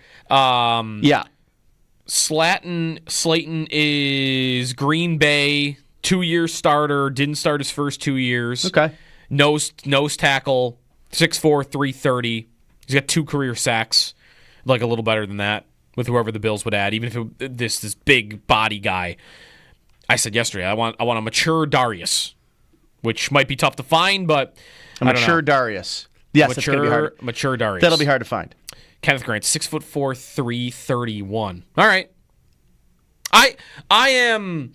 I'm intrigued by the defensive tackle idea. I feel like they've got to do corner, and I'm expecting them to draft edge and want to draft edge early. Even I know Bosa is here. I know that they drafted Michael Hoyt, or they signed Michael Hoyt, but I agree. It's just how this GM operates. This GM wants to keep adding at that position. Corner, defensive tackle, edge, I think in that order. There's room. I mean, edge is a rotational position. What would drafting an edge at 30 do to that room? To the snap counts? Is there enough to go around for everybody? To draft a guy in the first round and still have enough meat on the bone for everybody? Might mean you're looking to move AJ Epinesa after that. Because your room then would be Bosa and Rousseau, who are both going to play a lot in the most meaningful games, especially. Bosa, maybe you might think you could slow play him early. Yep. That's 2. I assume you're going to list Hoyt as a defensive end. I mean, he's going to do everything, but he's going to play edge a lot. I think that is the most common position for him. That's 3. This rookie, I'm drafting them to in 30 is 4. Epinesa 5. Javon Solomon 6. And I don't need Epinesa and Javon Solomon. No, I don't. Yeah, you're right. That could mean. And Epinesa, I think they do save money with one of the post June 1 releases. We could talk more about that with Greg Thompson at 8:30. You could just because he's fine, but I'm not. I'd like to improve there. Yeah, I'd like to improve from the AJ Epinesa snaps, and I think they've kind of already done that. But listen, where they're at right now is they are kind of thin early in the year too. Opportunities for rookies. All the times it's said that this coach doesn't play rookies, he does when there's an opportunity and the guy has earned it.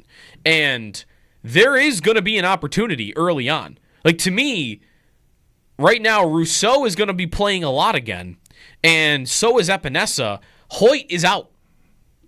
He's out for 6 weeks with his suspension. And I don't want to be pushing Joey Bosa to play a ton of snaps early on. I'm trying to save him for January. Literally, yeah. So I do need guys to play that position early and play it well. And a rookie at 30, to me, I got to find a guy. This is really just the answer. You do have to find a guy. And the thing I'm afraid, though, to do is if I'm just going to go down that road, I'm going to end up wanting a receiver. I'm going to end up wanting Luther Burden. And maybe that's okay to want a receiver again this year. But I don't know. I have signed up for your defense was poor last year, and it looked bad in the end of the season at times. Go invest in that. Go invest in the edge rusher. Go get the corner. Your offense is give me the receiver at some point. Round 2, give me a speed guy somewhere, but I don't need you to do it at 30. Last year, with wide receiver train mania, it was they have to draft a receiver. Wide receiver train mania. They had to draft a receiver last year, and that does not they kind of didn't have a choice. Does not feel the same this year. But if they did it, I'd love it, especially if it was a speed guy. I would also love it. But who would that? Matthew Golden maybe would be the guy for me for that. He's the only one really for me. Yeah. Matthew Golden, his overall rank, ESPN, Mel Kiper's 25th overall. I think in order if the Bills took an offensive player with their first 3 picks, it would have to just be so like this guy dropped, he fell, an egregious drop where it's like I have to take this player. Yep. Otherwise, I feel like your first 3 picks have to be defense. Because there is no other position on offense where they can, except for like if you want to draft a running back in the second round, but I don't think they're doing that. I don't think so either. So it's only you draft a running back. You're drafting a running back because you're worried about losing James Cook next year, not this year. Yeah, like you need 3 guys that are competing for starting positions defensively. Yes, that's assuming. No, never mind. Cook's not getting moved. No. Cook's not getting moved. That even if he were to hold out or to make things ugly early on, like to me, they would probably feel comfortable with Ray Davis, Ty Johnson until Cook finally showed up. So don't think you'd have to worry about that. Yeah, it's a weird draft for me in that way because it was in my Twitter bio for a long time. Defense, schmefense. I don't need it. I'm fine. The coach is good at it, and they'll be fine. But here they are. Playoff after playoff being the worst team against Kansas City. Right? Yeah. It's always the defense that doesn't show up in the final game of the year. And Yeah, you can get tired of that over time, and that's why more than ever I am, ready to see them go invest at least 2 of your top 3. I still want to see them do the receiver move, and somewhere in the first 3 picks, because I think they need the speed. I've never been the biggest Coleman guy, and he didn't do enough in year 1 to make me think that he's about to jump on a rocket ship and become one of their number 1 receiver. So, especially down the field stuff. They were so bad down the field last year that I need to see them draft a receiver within those first 3 picks. But I'm totally fine if the first 2 are, defensive end, defensive tackle, corner, whatever combination of that. 8030550 is the phone number. By the way, Xavier Restrepo, receiver from Miami, who's been a popular prospect in this draft, ran a 4.8 at his pro day yesterday. Yeah, that's going to hurt his draft stock. Not sure even why he ran. If he thought he was going to run in the 4.7s to 4.8s, he shouldn't have ran. Did you see? So it wasn't even that did he stumble off the jump or whatever? No. He ran on his first attempt a 4.76. Yeah. And then, of course, 4.76, buddy, you got to run it again. Yeah. So he goes and runs it again, and he goes slower. Yeah. A 4.8. That's like a lineman speed. It's not fast. What could you run right now? How close to 4.8? Right now? How close could you can stretch? You can get your sneakers you need. What could you run? How close to 4.8? 4.8's like a lineman. I'm not telling you I could run a 4.8. I bet you I run a 5.1, I think my brother can run a 5.2 at this point in my life. I ran a 4.8 in high school. So do you think okay, here we go. Here's the question. Would you run closer to Xavier Restrepo's 40 time than Restrepo ran to Matthew Golden's time, which I think was like a 4.35 or something? You would be closer to him? Yeah. I think I agree with him. 4.8 is it's so slow for a receiver. I would need a guarantee that my hamstrings remain intact after that. Okay. Yet another day where we all need to just go outside and do this in the break. Yeah, you're right. Well, it's too cold to run. The last time you wanted to do this, there was still ice on the ground out there. It's too cold to run. Okay, fine. Then let's do it. Let's do it when it's warmed up a little. Could we bring one of the cameras? I mean, we'd have to I think you could take the camera out and just do we have a mobile capability? We're gonna need it. Can we patch a phone camera in somehow and get a link? This is an idea for later in the week, maybe. This is definitely an idea for later in the week. How close to Xavier Restrepo? Can anyone beat Restrepo? If it's 50 degrees Thursday, I'll run a 40. We're gonna need something to measure it though. By the way, when you saw Restrepo, did you think the same thing I did, which was, the Bills are gonna draft him in round 5? Beane loves to draft guys that run slow 40s because he's even said it. Like, the 40 is not – he wants play speed, and he wants the tape to tell him how fast the guy is, not one 40-yard dash. And if this guy's draft stock's going to be crushed by it, he was so good in college. I watched a lot of ACC football last year. Restrepo is awesome. But he's, he is only 4'8", he's only playing in the slot. Yeah, he's not playing anywhere else. So I could see the Bills drafting him. They have how many 5th-round picks do they have? 3? 4? They have a million. They have picks a lot. in They that range. have like 5 picks and 10. 5 out of 10 picks. He'd be Khalil Shakir's backup. Yes, but you would. 5th-round pick, you might say that's fine. And is he playing special teams? That's what I want to know. He would have to do that too. You'd have to be good at it. He'd have to be good at it. Yeah. Name to watch. He was really good in college, and the Bills love those guys that their draft stock gets hurt by the 40, and his is going to get hurt by the 40. 8030550 is the phone number. I got some Dylan Cousins trivia to get to. We'll talk to Lindy Ruff coming up at 8. Greg Thompson at 8:30. Busy hour coming up here on WGR.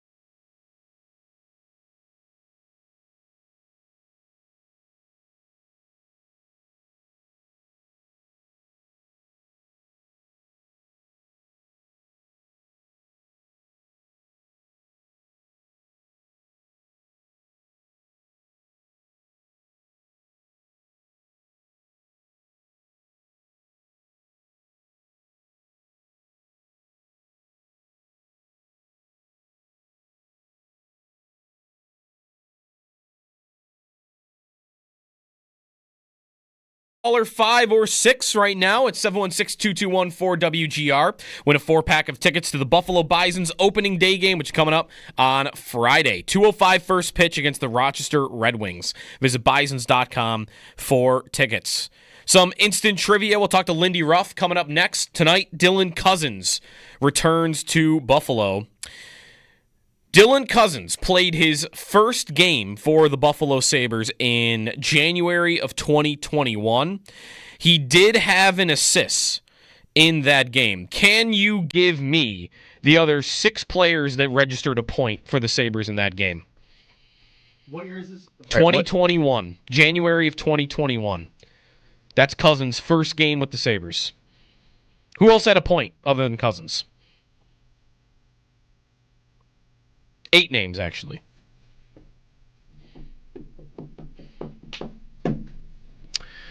Tage Thompson. Correct. An assist for Tage. This is against Washington. They won 6-4. Darlene. Lost 6-4. Darlene is incorrect. 2021. 2021. Long time ago. Yeah. It certainly feels that way. Yep. I could really use Josh's help, but he's on the phone. This is like pre-blowing it up. Okay. It's pre-blowing it up. Yeah. Yeah. I'm trying to remember the 2021 Sabres. This is the COVID year. This is COVID, Kruger, no crowd. Yeah. And they just changed to royal blue. Okay. Wow. Very depressing year. 18-game losing streak is in there somewhere. All right. Taylor Hall. Taylor Hall had a goal and an assist. Yes, he did. That was a shot in the dark. Well, okay, if Taylor Hall's on the team, then Jack Eichel's on the team. Jack Eichel. Eichel had 2 assists. Okay. We're 3 out of the 8. Yep. Sam Reinhart. Sam Reinhart had an assist. Kyle Oposo. Kyle Okposo was in the lineup, but he did not have a point. Actually, he was not in the lineup. Had been hurt. Nope. You're missing... Oh, I got a good one. You're missing a defenseman. A guy not Ristolainen. He played, but he didn't have a point. There's a guy you're not going to get, who actually Cousins' first point was an assist on a Tobias Reeder goal. You were never going to get that, so I was getting that to you. No, I wasn't. Tobias Reeder. And then you're missing 2 others. Both were with... No, one defenseman and then one player that was with the Sabres as recently as last year. Defenseman. Who's Zach offensive? Bogosian. No. Who's offensive? Montour was... He played, but he didn't have a point. Close. Okay. Montour was close. You've named all the top 4 defensemen from that team except this guy. Was it... He had a goal and assist. He wasn't really known for offense, but long-time Sabre. Long-time Sabre. Yeah. Still going. I think he's on the Leafs right now. Oh, Jake McCabe. Jake McCabe. Goal and assist. And then finally, now in Vegas... That isn't Jack Eichel.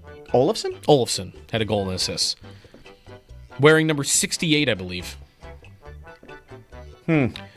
Wasn't Colin Miller? Was he on that team? No, but Eric Stahl was in the lineup. Cody Eakin, was he in the lineup? He was. What a team this was, man. Okay, so Can you Cody believe somebody wanted out of this? Colin Miller playing 20 minutes. So holy cow. 4th line, Cody Eakin, Drake Cagilio? Let's see. No, that's a good name, but no. I got Curtis Lazar in the lineup. Okay. I've got a Riley... Asplund. Rasmus Asplund? Would he be in the lineup? I don't see him in the lineup. Riley Shan playing 9 minutes for the Sabres that night. Please don't disrespect our Lord and Savior, Anders Bjork. He was not in this lineup. I think that's who That's they later traded. in the season. That's who they traded Hall for. All right. Enough of Sabre Capitals from Taylor 2021. Hall. Yeah, he scored a goal and assist. I don't think... Did he not score again? That was it, That right? was his only goal. He didn't score. That was his only goal. Was that also the year that Dustin Tokarski stood on his... Oh, right. I don't know. The Sabres goalie that night was Carter Hutton. So it wasn't Tokarski. No. 5 goals allowed on 27 shots. Sounds like a fun one. When we come back, Lindy Ruff joins the show when we return here in WGR.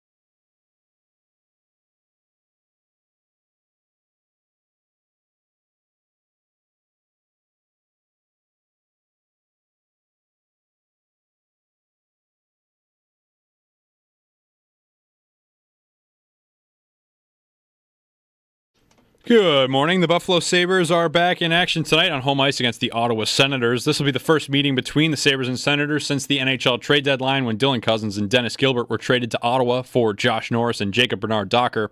Norris has been out of the lineup for the Sabres the past 5 games, only appearing in 3 games so far for the team. He's been dealing with an undisclosed injury. Puck drop for the game tonight is at 7 o'clock. Pregame starts at 6 with Schopp and the Bulldog. You can hear all the action right here on WGR.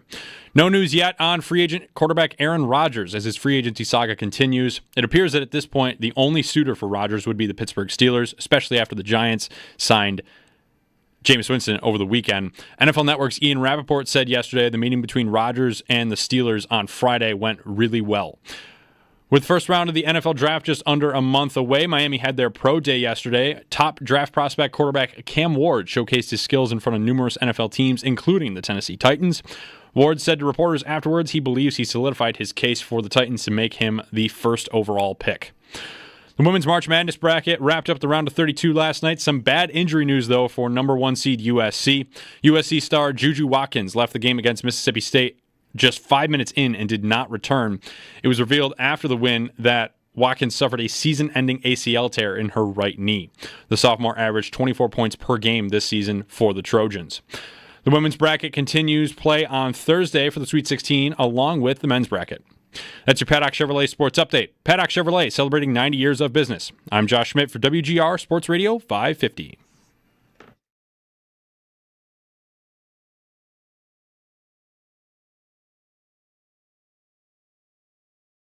To talk Sabres hockey.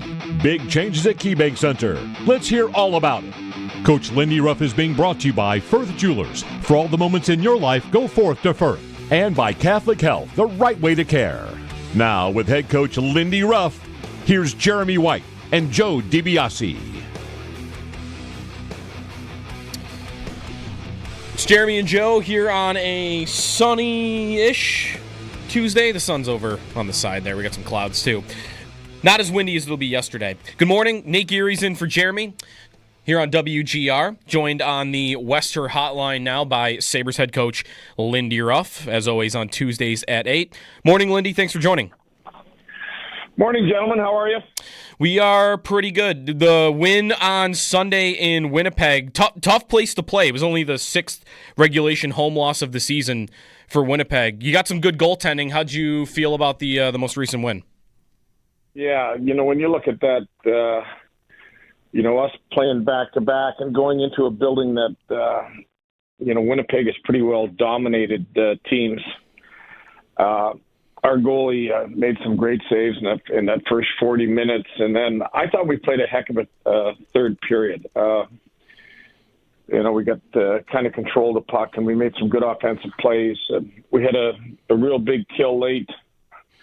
And the desperation in that kill that led to the shorthanded goal by Tuck got us a win. I thought, again, we lost another player during the game with Greenway, and we were shorthanded, but found a way to win, and at the end of the day, it was a good win for our club. Yeah, so Greenway goes down there. Noticing some things that you maybe been experimenting with recently. Him playing a little bit at center, is that something you'd been interested in seeing out there on the ice? Yeah, it's something we want to look at. We want to look at from game to game, and then during the game sometimes. If you took a big man like that in the middle, I'd liken that to some of the big men in the game, from a Jordan Stahl to you name it, that can read the play and be really hard to defend against down low. So it's something that he's played before. He played in college, and he likes playing. So we're taking a look at that for sure. Is that something where you'll kind of know player by player? I'm sure you'll go to them and ask or have a conversation first with who has played center maybe in the past, or maybe who you kind of have an idea of someone that would be able to do it and not just be completely have it feeling unnatural? Oh, no, for sure. It's something that really a player has usually played. Not an easy position to stick anybody in, but it's a conversation with Greenway that I've had earlier in the year. It's something that he's comfortable with. I think if you look at with Kulik and Norris not in the lineup, a little bit short down the middle. So it was an opportunity to take a look at him in that position. But it's not a position where you're going to take a right winger that hasn't played any center in the past and try to stick him in that position. It's got to be something that they're comfortable with and something that you think that they can add some value to. Lindy, Ryan McLeod coming off of a 4-point game over the weekend and really kind of coming into his own this year. Career highs in goals, assists, points, in time on ice. To you, what has been the biggest driver of his game this year and his emergence? I think the biggest driver really is his skating. He's an elite skater. And I think the bigger opportunity, I think Edmonton playing in behind some guys, maybe limited him in some roles. Understandably so when you're playing behind McDavid and Nugent Hopkins. Pretty strong crew down the middle there. So coming here and added responsibility, added ice time. Kind of finding his way. Got off to a good start. Then we lost a couple players and lines kind of changed, but I think he's really found himself this last, I'd say 25, 30 games. He's played very well for us. Talking about down the middle, a little thin. Is there any update on Josh Norris, his status tonight and this week? Yeah, no. I mean, Josh won't be in the lineup. He's still continuing with his off-ice treatment. He won't skate with us today. Kulik has been skating for 3 days. Been doing the off-ice workouts, on-ice workouts with our skill coach here while we were away. Had a couple really demanding skates. We're going to get him. We're going to get him into a full contact scenario this morning and see how he is. But in discussions with Kulik this morning, it looks like he'll be able to play if the morning skate goes well. All right, so we'll see about Kulik then tonight. Lindy Ruff on the Western Hotline. Norris has only played the 3 games so far. Tonight it's Ottawa, the team that the trade happened with at the deadline. And for Norris, in those 3 games, the limited amount of time you have been able to see him, are you seeing the skills displayed that are the reasons that he was acquired, the shot, the skating down the middle? How have you liked his game in the time you have seen him? Yeah, I think we saw what we thought we were going to get. I think that, obviously the final game he played, he was a little bit hampered with what he's dealing with. So, I don't think we've seen the real Norris yet. I think I saw what he got in the face-off dot a few times, won key face-offs, got up ice, made a heck of a play on the goal to Thompson, and then, scored the inside goal. So I think you're looking at a guy that was limited and still was a guy that was able to get in on plays and a guy that's going to be able to kill penalties for us. When you look at it, just a two-way center that has got some real good offense and we consider an elite skater. On the other side of that trade, so Dylan Cousins, he's had some good success early in the few games he's played. I almost wonder from your player's point of view, Lindy, what it would be like when you're first playing against a guy. This would be more true of like Thompson, Dahlin, the guys that have been here. Someone you've been a teammate of for 5 years or more, and you're playing against them for the first time, especially when he was on the team only, a few weeks ago. Yeah, I think that is always hard. I think, really well-liked guy and, good teammate for all the guys you've mentioned that have been around him for, the last 4 or 5 years. And now you're coming back into, what was your home building. I always think it's not an easy situation, but a situation where a player always wants to come back in and try to play the best he possibly can. Over the weekend, Lindy, you mentioned in postgame, Jack Quinn missed the 1 game due to not missing a morning meeting. His season, just on the overall, if you want to speak on that as well, but kind of his play, the production hasn't been there offensively. He's had this injury history. I think a lot of fans are wondering just kind of where he's at as a player, because he is still so young, and then you throw this on top of it with, missing a game because of that. Just where do you feel like Quinn is overall in his progression as a young player? Again, we're looking at a guy that you've just mentioned is very young. Got off to a slow start. There wasn't a lot of production. I thought he did a lot of good work when he was out of the lineup, and I think we saw the work he put in while he was out of the lineup paid some big benefits for him. When he got back in, I really liked him on the power play. Obviously the 5-on-5 production hasn't been there. I thought he gave us a solid game in Winnipeg. So when you look at it, he missed the game in Minnesota. He missed the game because he missed our meeting. He missed the morning meeting. And throughout my career as a coach, probably every team I've coached and every year I've coached, somebody has missed a game. The rule is if you miss a meeting because you slept in or whatever happens, you're not going to play. But I think every year and every team I've had one or two guys that, will miss a meeting. Lindy Ruff with us on the Wester Hotline. So it's Ottawa tonight. Not to move ahead too far, but we won't speak to you before Sunday, Lindy. So Ovechkin is going through his goal chase. He's almost certainly not going to be at the number by the time you play him on Sunday. It's only 2 games in between. I've wondered, though, for you, what a coach that be put in a spot where he scores that goal and there's reason to think it should be challenged. If you've thought about what you would do in that spot, or maybe not even, it's not even a question of what you would do, just it's an awkward position, right? Oh man, where your guys' minds are at. That's an interesting thought. Really, you're just treating it like any other goal.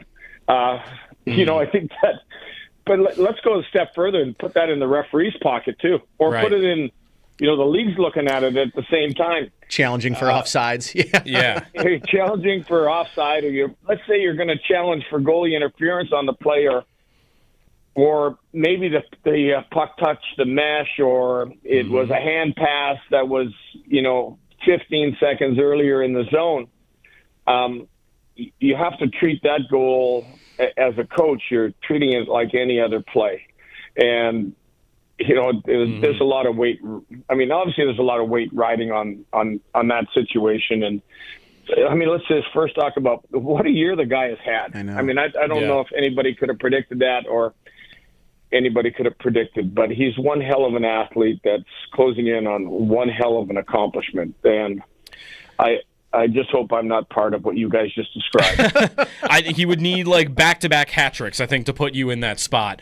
But sure. Yeah, we'll see. I think the league actually, the reason I was bringing this up, the league, I think Colin Campbell made some comments about the same thing as what you said. They have to treat it like any other goal. They hope it doesn't happen, that it's especially a lengthy review. You want to get the celebration rolling wherever. To close, I guess, on that though, because we've asked you about Crosby a little bit earlier in the season. It almost is incredible, Lindy, that these two at 38, 39, right? Crosby's first in the league in 5-on-5 points, and Ovechkin's on a 50-goal pace.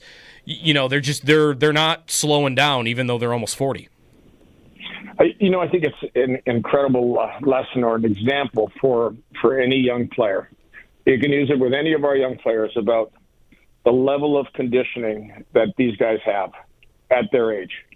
Where they came from and how they got to that level and how they've been able to progress. I think if you dealt with Sidney's game, and, there was a great article that Sidney, I had read about how he had to kind of change his game and how goal scoring had kind of changed, and he had to get around the net more, and he had to, tip more and more second opportunities. And I think that is kind of what the great players do. They understand, kind of where the game is at and where the scoring is at and how you're going to score. And, I think in Sidney's case, he can score in a lot of ways. He doesn't have the dynamic shot that an Ovechkin has, but he probably has a dynamic backhand. that has scored more backhand goals than maybe Ovechkin has. So you've got two players that over the number of years they've played, and at this stage of the game are still elite players, is incredible. Yeah. Lindy Ruff with us. Lindy, good luck in Ottawa tonight, and we'll talk to you soon. Thank you. Lindy Ruff on the Wester hotline. Good stuff there on the, especially the league stuff at the end. Crosby, Ovechkin. Yeah, so Sunday the Sabres play the Capitals. He's not going to be there by Sunday. He would need to have back-to-back. Well, I guess, no, he'd have to have, would you be thinking about it if he was 2 goals away? He'd have to go hat-trick 2-goal game, though, in the in-between. That review story is something. Like Chris Johnston did a full breakdown on that, talked to guys in the league about it, and there's Lindy telling you, like, nah, I challenge it. You gotta. You gotta treat it like every other. But, man, I think it would be much worse. He didn't say specifically. I wonder even if, like, he's saying, like, if, in a world where it should be overturned. Maybe not as ticky-tack, where you're just trying to spark the group even, or I don't even know, get a free timeout. I just really hope there's no review. The offside would be the thing that scares me, not necessarily Either review. It's just the timing of delaying it, right? Yeah. He scores, and now we all wait. The NHL's not particularly the fastest at this stuff. Oh, no? I mean, they're faster than basketball, maybe, but they're not in the bottom for one thing. No, they're slower than football with it. So there was a really controversial goaltender interference call last night. Yes, there was. The Islanders, who I think I know Columbus, they're playing the Blue Jackets. They're down 1 with like 12 seconds left. And Columbus is pushing for the playoffs. They've had this dream season, emotionally charged after the tragic passing away of Johnny Gaudreau. And Columbus, out of nowhere, has had this great year. They are not in the playoffs right now. They're 2 points back because Montreal's gone on a torrid run lately. So they're 2 points back. The Islanders actually are only 1 point back. So you got two teams that are both fighting for the playoffs, and they are right there. And they're playing a game, and the Islanders score to tie it with seconds to go. And it's immediately waved off, emphatically waved off. And you look at the review, it's just it's mind-boggling the level in which goaltender interference especially is erratic. Like offsides is one thing. Offsides is annoying because it can be super close, right? And it's like why are we wasting time figuring out if there's 1 pixel on the camera between the skate and the blue line? That's one thing. That at least isn't subjective. Goaltender interference, it's just every night it is different. And this one last night, the goalie actually pushes Palmieri and then has 1 Mississippi, 2 Mississippi. He's reset, and then the shot comes in, Palmieri tips it, it's a goal.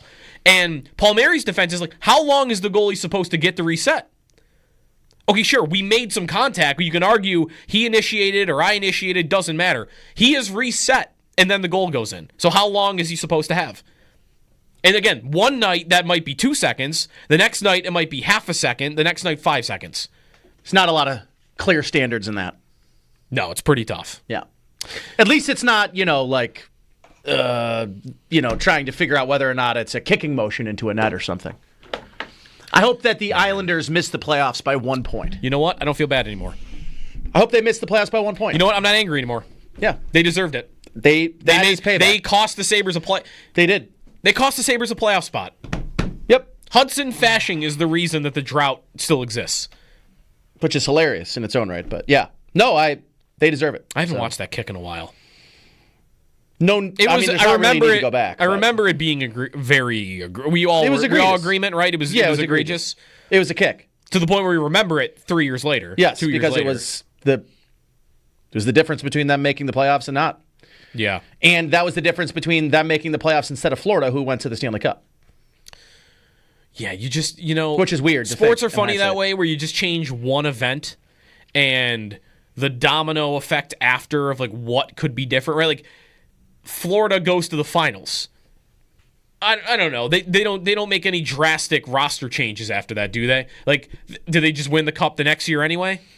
Or did they Maybe. was it valuable experience going through the playoffs the way they did and learning what it takes to go deep in the playoffs like that? And then that attributes to them winning the next year. Do they not win the next year if the Sabres make the playoffs? And if the Sabres make the playoffs, again, like I pointed out earlier, what's their future like? Do they have an easier time getting players?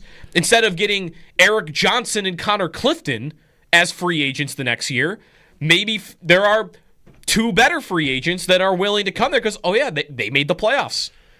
Yeah, I mean, they're on their way. I would have to imagine getting swept in the first round by Boston wouldn't have done a whole lot to their reputation. We assume they would have got swept by Boston, by the way, and they might not have. They might not have. That wasn't the big bad Bruins of their regular season was amazing, right? Yeah, they had the best regular season in ever. Like one of the best regular seasons ever. That's right. Yeah. Never mind. That was a pretty good. And Florida was playing unbelievable hockey in the last month of the year. They'd been largely bad. Yeah, I'm not saying the Sabres would have won it. Florida bullied the Bruins in that series. The Sabres were not going to bully the Bruins. So no, they were not. Yeah, that's a difference. Boston, by the way, they finally fell. Yes, they did. They are 6 points out of a playoff spot and a minus 46 goal differential. They're cooked. They're going to be bad probably for a long time unless Eichel goes there. And even then. But Eichel has not signed a contract in Vegas. And I've read about Vegas. Like, Vegas wants to sign him, but they haven't had anything done yet. And, of course, even if you're a Golden Knights fan, what are you probably thinking about? Well, does he want to go home? Does he want to go to the Bruins? He's got 1 year left? He's got 1 year left. The thing, though, is the Bruins better be careful because if they implode, might change his mind. He might be willing to go there, but if they're one of the worst teams in the East... Right, he wants to go to Boston, not whatever current iteration of Boston is. He's done the one of the worst teams in the East thing before. He's not going to want to do that again, even if it is at home. Yeah. So, we'll see. He might end up in the division again. 803-0550 is the phone number. Greg Thompson will change gears back to football. We're now under a month away from the NFL draft. What do the Bills have available to still play around with? Asante Samuel Jr. Could they do that if they wanted to right now? A Jair Alexander trade. We'll talk with Greg Thompson of Cover One when we come back here on WGR.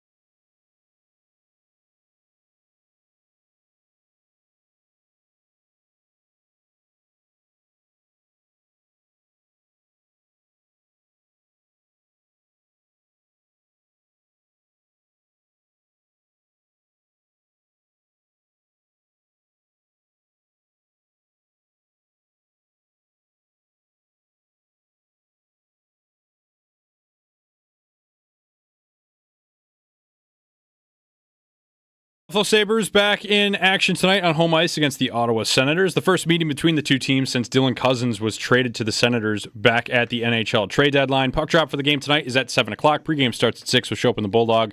You can hear everything right here on WGR. First round of the NFL draft just under a month away. Miami held their pro day yesterday where top draft prospect Cam Ward showcased his skills in front of numerous NFL teams, including the Tennessee Titans. The Titans currently hold the first overall pick, and Ward said to reporters after the workout that he believes he solidified his case for the Titans to take him at number 1 overall. The Women's March Madness bracket wrapped up the round of 32 last night. Some bad injury news for number 1 seed USC as star Juju Watkins leaves the game early. Just 5 minutes into the game, she ended up tearing her ACL in her right knee. The sophomore averaged 24 points per game this season for the Trojans. USC was still able to dominate, winning 96-59. The women's bracket resumes on Thursday with the round of Sweet 16, and the men's bracket will resume on Thursday as well. Those are your Paddock Chevrolet sports headlines. Paddock Chevrolet, celebrating 90 years of business.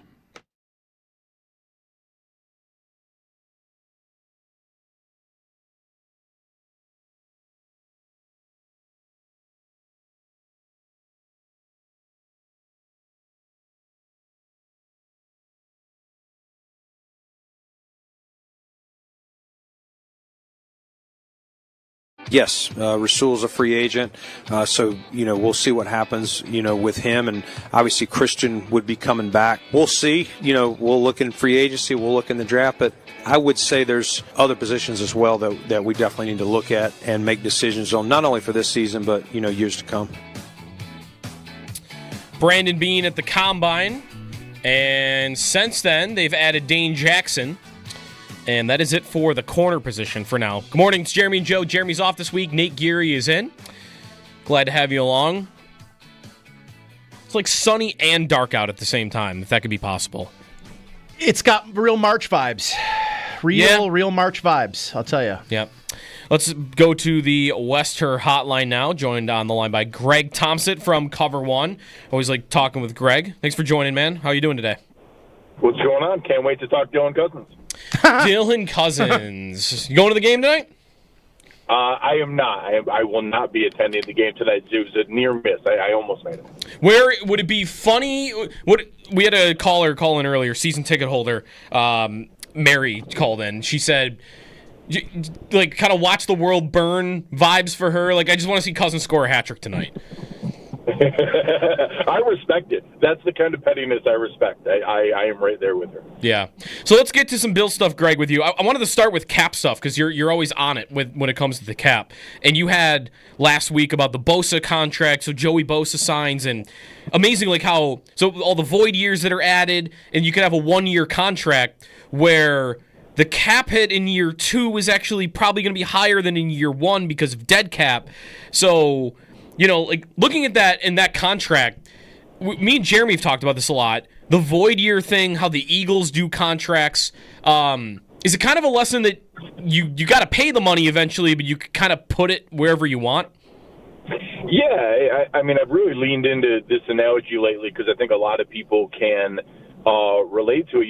If you're going to buy furniture and they have a deal where it's, first 12 months, no payments, and then we start payments after. Like, it's very much an installment plan type setup where you still owe the money. You're still going to have to pay off whatever you bought. But oftentimes, how many people that are listening right now have found themselves still paying off a car after they were no longer driving it, or still paying off some purchase they made when they were no longer using that item anymore, or had ruined it or lost it or whatever it was. That's what it can turn into. So the NFL gives you options to be able to move that around. When you hear things like dead cap, that just means that it's the actual cap hit for cash you already paid the player but haven't accounted for. Every single dollar that goes to a player ends up on the cap eventually, but they've given teams these tips and tricks and ways that you can move it around and utilize a 5-year window to pay off that cash that you pay the player. Right, that it might be a guy that only plays for you for 1 year. Does it set up then that the best case scenario for the Bills is that Bosa plays well enough and stays healthy enough to where they would want to Like, essentially, does it work their benefit to get an extension, to get to a point where an extension makes the most sense because that makes it easier on those future cap hits? I think there's a case to be made that there is some, I don't know if you want to call it leverage or benefit, but the fact that we're going to pay him $12 million to play this year, he could earn another $3 in incentives. We're going to pay for a little over $5 million of that this year, and there's $7 million in change that's going to get kicked in next year. Well, if we like him, say he has a great season, let's say he plays another 14 games like last year, has 11 sacks, is healthy in the playoffs, and is a reason we're successful to whatever degree in the playoffs. That's, I think everyone's definition of success. We're probably going to want to pay him, a 2-year, $40 million deal, whatever he's worth for another 2 years. If we do that, that $7 million can stay spread out over the current void years, $1.8 million per year, and you just keep it spread out like any other deal, like when you add on an extension to Josh Allen or to Deion Dawkins or any other veteran signing a third contract where you're adding on to existing bonus money that's out there. So some people might say that gives Joey Bosa a little bit of leverage in that, hey, we know it's in your guys' best interest to keep this spread out, so why don't we try to get something worked out? I think there is some reason to look at that, but it's also not so strong of a number that it's going to force their hand or give either side, significant leverage. But there is reason to say that, hey, they structured this in a way that I think both sides are saying we're very open to this being more than a 1-year deal. Let's see how it goes. Greg, let me ask you about the Josh Palmer signing, which, for whatever reason, the numbers on that contract took the longest to come out, and yet it was the one I was most intrigued to see because the initial 3 years, $36 million, I knew wasn't going to be truly, the $12 million per year cap hit. And it looked to me, Greg, that it was more of like a 2-year, $22 million deal. Talk a little bit about what the final numbers on Josh Palmer's contract looked like, and if that maybe should, change the conversation around that signing as being like, well, they're, paying him to be a quote-unquote number one receiver, when in reality, it seems like they're paying him to be a part of the machine. Yeah, you're spot on. That's the exact number that I see is 2 years, $22 million. And then we'll see. I think there's options where it could last into the third year or get another extension to keep with the team. And I think to help people, that slots him in with the exact amount of money that Jacoby Myers signed for, that Kendrick Bourne signed for, that Darnell Mooney signed for. And I think that those are the kind of players that make sense. That hey, I think that he is an upgrade over Mac Hollins on the field, maybe not in the vibes, but on the field, it's a guy that is a great run blocker, can run all of the outside routes, has better separation and ability to get open, good hands, and is a guy that you sign when you're expecting your top 33 pick to turn into a 1A, 1B, and that you just extended Khalil Shakir, and you're looking for a healthy year for Curtis Samuel, and we need a guy that fits in there and can have games where he's a 1A, 1B, but it's also not a big deal if there's games where he's wide receiver 4 and just running his routes and clearing out for other guys and making 1 or 2 catches. So I think anyone who saw this as a wide receiver 1 replacement, it's not. He's not that player. That's not what he is. But he's a good NFL receiver. He's going to contribute. He's going to be part of the team here, and that's more an example of that's free agency. That's what those guys get paid when you go out and sign those deals. This wasn't some crazy Christian Kirk contract or something that blew people away. It was one that everybody around the league saw and said, yeah, that's about right. That makes sense. And there was a lot of people that do lean into the fact that there are some underlying metrics that show he wasn't utilized that well in a Greg Roman offense. So maybe there's a sliver of ceiling above how I described him. But I'm expecting him to be a nice complement and a nice part of the wide receiver room. Do you have a sense right now of what they have available to them? Like, if they should we still be having conversations about Asante Samuel Jr. or really this is to me more about if a player that we don't think is available right now happens to become available in the next month. That can happen, right? A.J. Brown got traded at the draft. Nobody saw that coming. If a guy like that comes available, are the Bills tapped out, or would they have room to do something else of significance if they wanted to? I'm glad I waited earlier because this is my new favorite analogy. Okay. I ask people because everybody asks me how much cap space they have. And my new response is, do you empty your bank account so you can walk into the store with all of your money in your pocket and then figure out what you want to buy? Or do you know that you have access to the money if you need it and you get out what you need or you pay for what you need when you go shopping? That's what Brandon Beane is doing. He is just pulling out enough to get the job done, and then he knows he has access to more. Now, I'm going to give an extreme number, but it's factual. The Bills could create $50 million in cap space by this weekend if they wanted to. That is not an exaggeration. That's not me making up numbers. The Bills could create $50 million if they wanted to. Now, that's messing with contracts we don't want to mess with, like Dawson Knox and Tyler Bass and Curtis Samuel and things like that. But in a realistic example, let's say they just did 2 or 3 small moves. We already saw the Ed Oliver restructure. They could restructure Deion Dawkins. That's $10 million.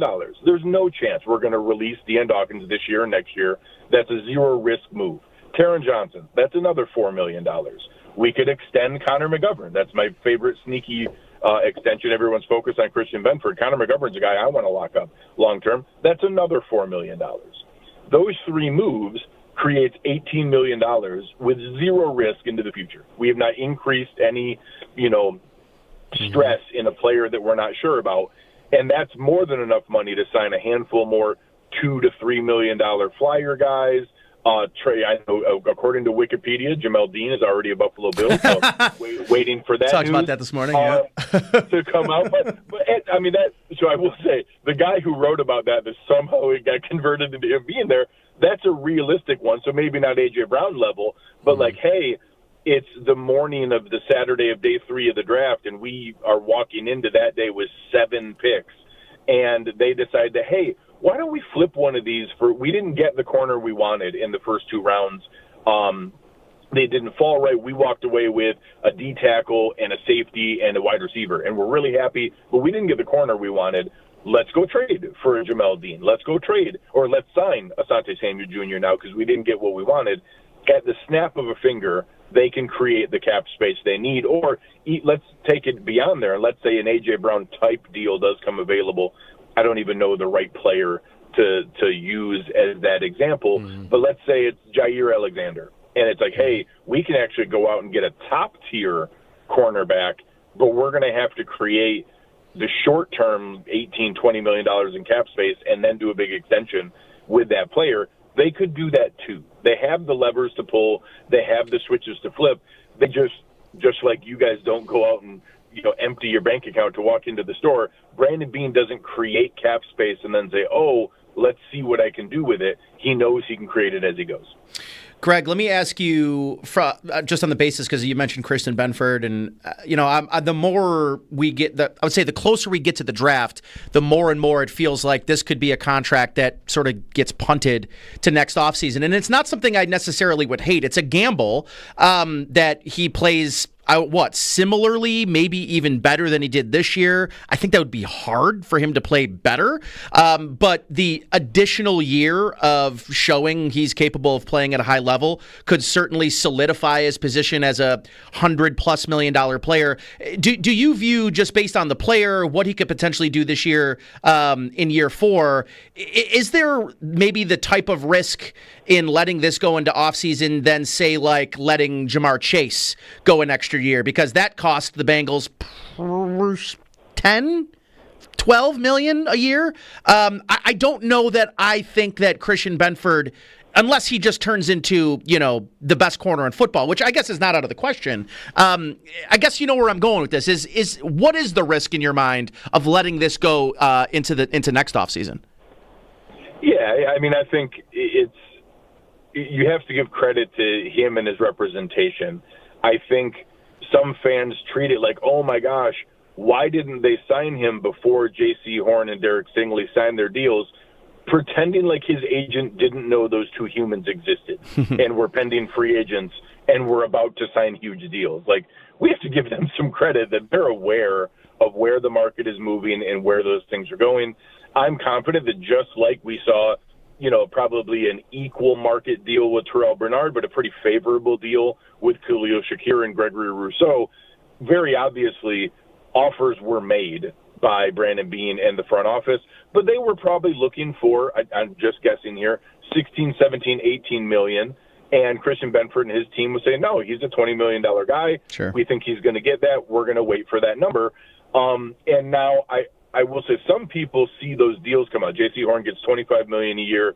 Derek Stingley Jr. gets $30 million. And they react to that like, oh, man, now Christian Benford's going to cost us $30 million a year. And that's not how that works. But what that does do is it does reinforce and solidify Christian Benford's team's ask. And that, like, hey, okay, now that you saw those numbers, you guys understand we're going to get $20 million, whether it's from you or not, or from somebody else. And it just reinforces their ask that they're going to get that number. So now it turns into, okay, do we reach an extension? Which, again, just recalibrating the timelines, this is the first time we've ever seen extensions happen prior to the league year that were not pending free agents. We've never seen the Bernard, Shakir, and Rousseau extensions that early. The Spencer Brown deal, the Ed Oliver deal, all the other extensions have been late into the summer. Sometimes, like Taron Johnson was 3 or 4 weeks into the season. So if Christian Benford signs an extension in August, that's not late or concerning. That's normal. All this stuff that we did, Beane just realized, oh, hey, I don't want to kick a bunch of cans down the road and do a bunch of restructures. I realize I can create cap space by doing some of these extensions. Let me fast forward that mechanism extra early to do that now this year. I don't know that I expect that to be modus operandi going forward. So all that said, I think there's still far, far more likely that Christian Benford ends up a Buffalo Bill long term. I still think it's very likely and possible he signs an extension before a game is played here. But even if he doesn't, and this turns into maybe the first time we have to use a franchise tag on a player, that number it's only like $22 million. So I think it's a reasonable risk tolerance kind of thing where it's not all of a sudden 25 or 30 million. But my guess is we see something with 4 years and $82 million or something like that for Christian Benford sometime in the coming months. Greg Thompson, Cover One, at Greg Thompson on Twitter. You can check out his stuff, YouTube, wherever you get your podcasts as well. Thanks, Greg. We got to run. We'll have to get you back on. You get a little more time to gloat about how good the Cavs are. Yeah, I appreciate it. We'll love to. Talk to you guys soon. Thanks, Greg. Greg, a big Cleveland Cavaliers fan, and they're like the best team in the NBA out of nowhere this year. Time for a break. We'll come back. All to lose to the Knicks in the second round. Yep. Draft talk coming up, and Tyler Rowling of Locked On Titans at 9. Stay tuned. This is WGR.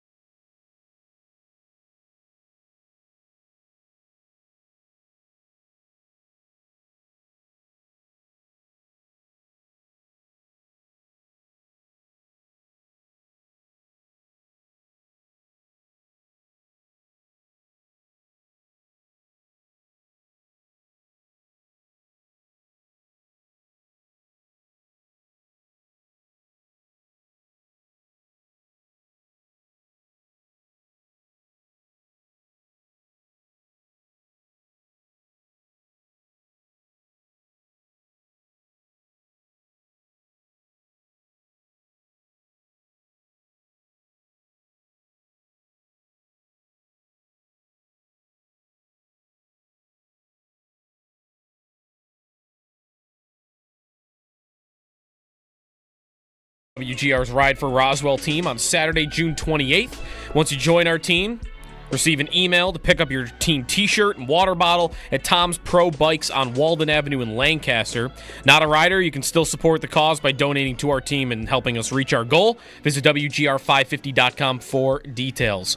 When we come back, Tyler Rowland from Locked On Titans. There is smoke about Tennessee taking Cam Ward at number 1. They might actually do it. Just take the quarterback and not trade out. We'll talk more about it with Tyler when we come back here on Jeremy and Joe. Jeremy out this week. Nate Geary is in, and this is WGR.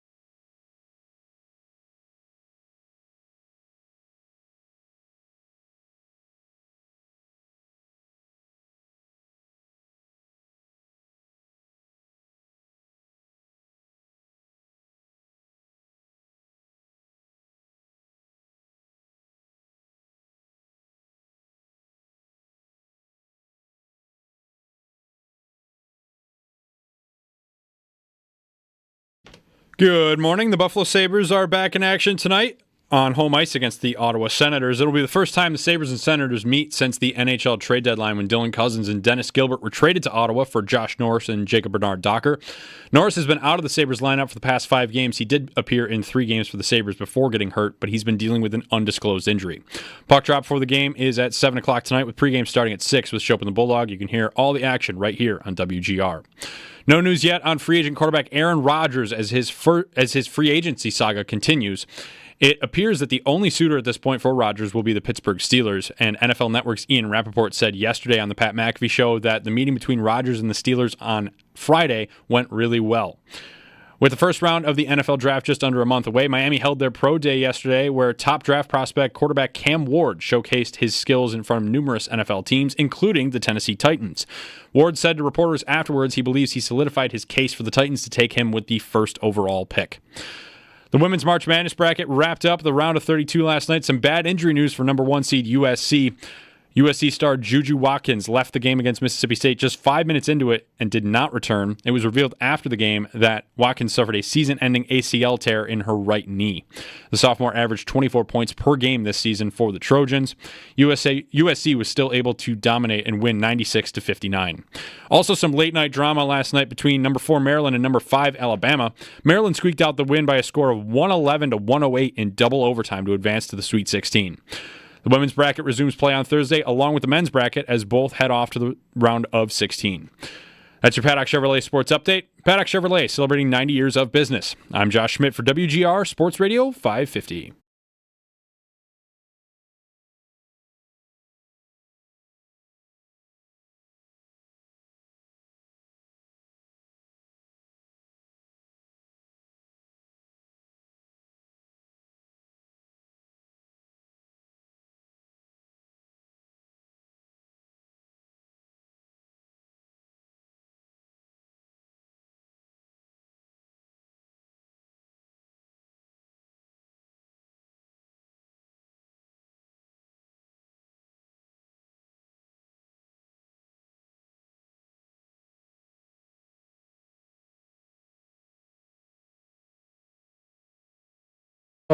And day you ain't gonna be perfect. You always got stuff to get better at.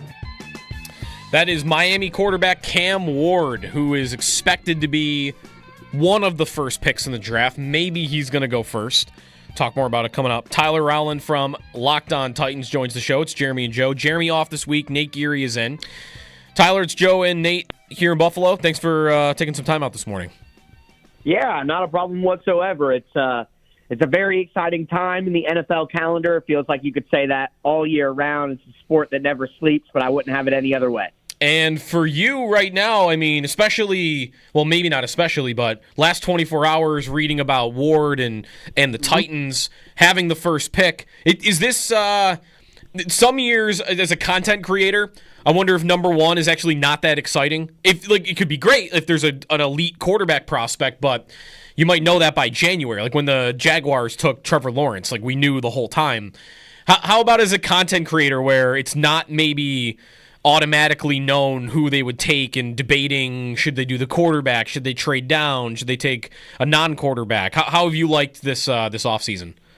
Well, listen, I love chaos personally. You know, I feel like it's Game of Thrones. Chaos is a ladder in here. So I enjoy all the back and forth and all the debate between the fan base. And I can tell you after that Tennessee Titans season, having some excitement to create some content about it is a nice change, no doubt about that. But it is an interesting debate, and I think that's what makes the arguments on both sides so compelling. You can make the argument the Titans are too far away to go quarterback and that a trade down, no matter what they get or what they do, is the right way to build up a bad roster. But there's the other way to look at it, and you could say, hey, get your quarterback in place, a guy that you trust, you want to build around, and then that makes it easier to build that roster because you can tailor it to the quarterback, which is what you probably need to do. So there are two interesting paths for the Titans, but I got to tell you, I can't blame them whatsoever for going the quarterback route, especially when you get a guy like Cam Ward, who I do think is a very good fit for what the Tennessee Titans are trying to do. Are you assuming at this point or believing that they are going to just sit there and take Cam Ward at number one? Yes, it is my belief, based on multiple factors. I don't want to sit up here and say, my sources tell me, but a lot of people who I trust who are close to the team think that, Ward will be the pick. Logic dictates that it's a pick, and then seeing it yesterday with his conversations and interactions with people who are big decision makers for the Titans, like the president of football operations, Chad Brinker, general manager Mike Borgonzi, and head coach Brian Callahan, it seems like they've moved from, those first 3 dates are kind of like interviews. You're trying to figure out if I actually like you or not. But after that, it's about building the relationship up. And I think the Titans are past those first few dates. And I think yesterday was an example of them trying to build that relationship. Where do you fall on the side of the debate? Are you in agreement that this is the right move? Would you have rather seen them done something else? What do you think of the decision if it is going to be Ward at 1? I understand that. Listen, my wheelhouse is the stronger takes. I have strong opinions, no doubt about it. But on this one, I didn't have a strong feel as to, hey, they got to do this and the other way is a mistake. My preference, I admit, has been a trade down and get Travis Hunter, get Abdul Carter, stack up a bunch of picks, especially after hearing the Titans talk at the Combine and say, they want 12 picks in the top 100 in the next few drafts. You're only going to get that with this kind of opportunity to move back. But at the end of the day, the quarterback position is the most important in the NFL and probably in pro sports. And my opinion has been, if you believe in one of these quarterbacks, if the organization believes that one of these quarterbacks is a franchise quarterback, well, then you can't really pass up that opportunity for any realistic trade that you're going to get to drop down 2 spots to go to the New York Giants. So for what they could get in a trade, I don't see how you could justify passing up a franchise quarterback if that's what you believe you have. And I do believe, based on the process so far, that the Titans do believe Cam Ward is a franchise quarterback. And let me ask you about, the head coach Brian Callahan, who enters his second season. Obviously, last year didn't go the way the Titans want. They ended up with the number 1 pick, right? And Will Levis and the combination of him and Mason Rudolph all season long.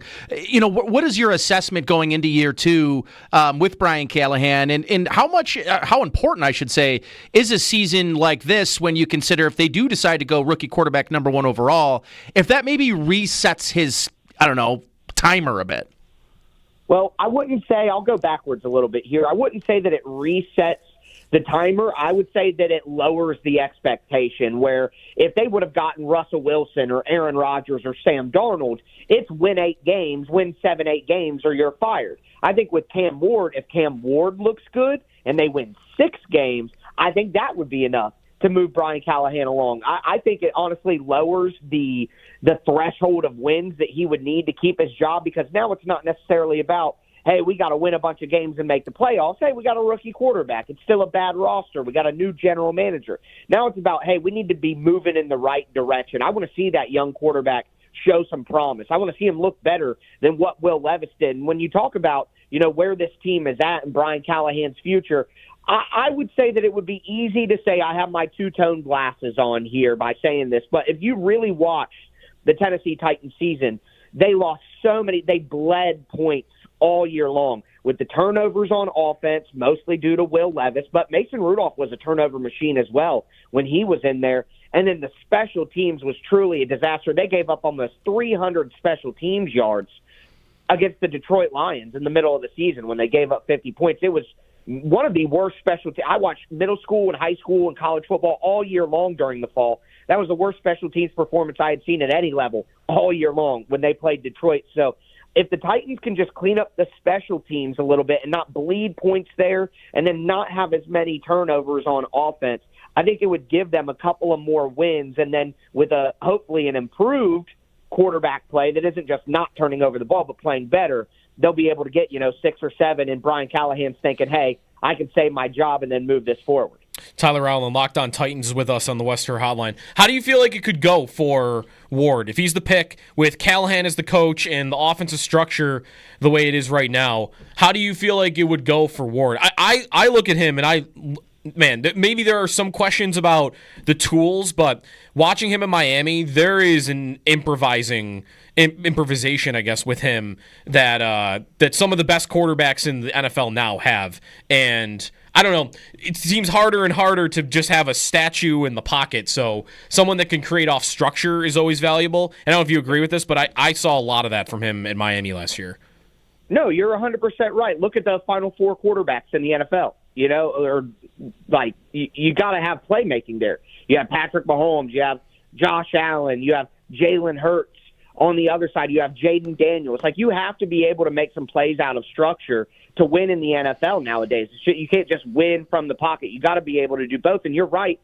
At Miami, what's so compelling about Cam Ward is he's so precise in the short game, in the quick game, getting the ball out of his hands. He can do it from different angles so he doesn't have to slow down his release. He has a quick, compact release that people around the NFL really like. He doesn't have to change his mechanics a ton. He just needs to clean up a little bit of footwork when he's going through his progression so that his feet and his eyes are tied together and he can be accurate consistently. But every quarterback coming out of college needs some improvement. I mean, Andrew Luck in his career completed like 58% of his passes, and people think, you know, he's been the best prospect since John Elway or Peyton Manning, which he was, no doubt about it. But I'm just saying, you know, our expectations need to be in the right place for these guys. And then his ability to create out a structure. I think the Titans' offensive line will be better than it's been in the last few years, but I don't think that I'm going to take the leap that they're going to be a great offensive line. So Ward's going to have to create a little bit, but I think his ability to win with the quick game and be accurate and get the ball out of his hands in a timely manner, that marries so well with kind of the spread West Coast principles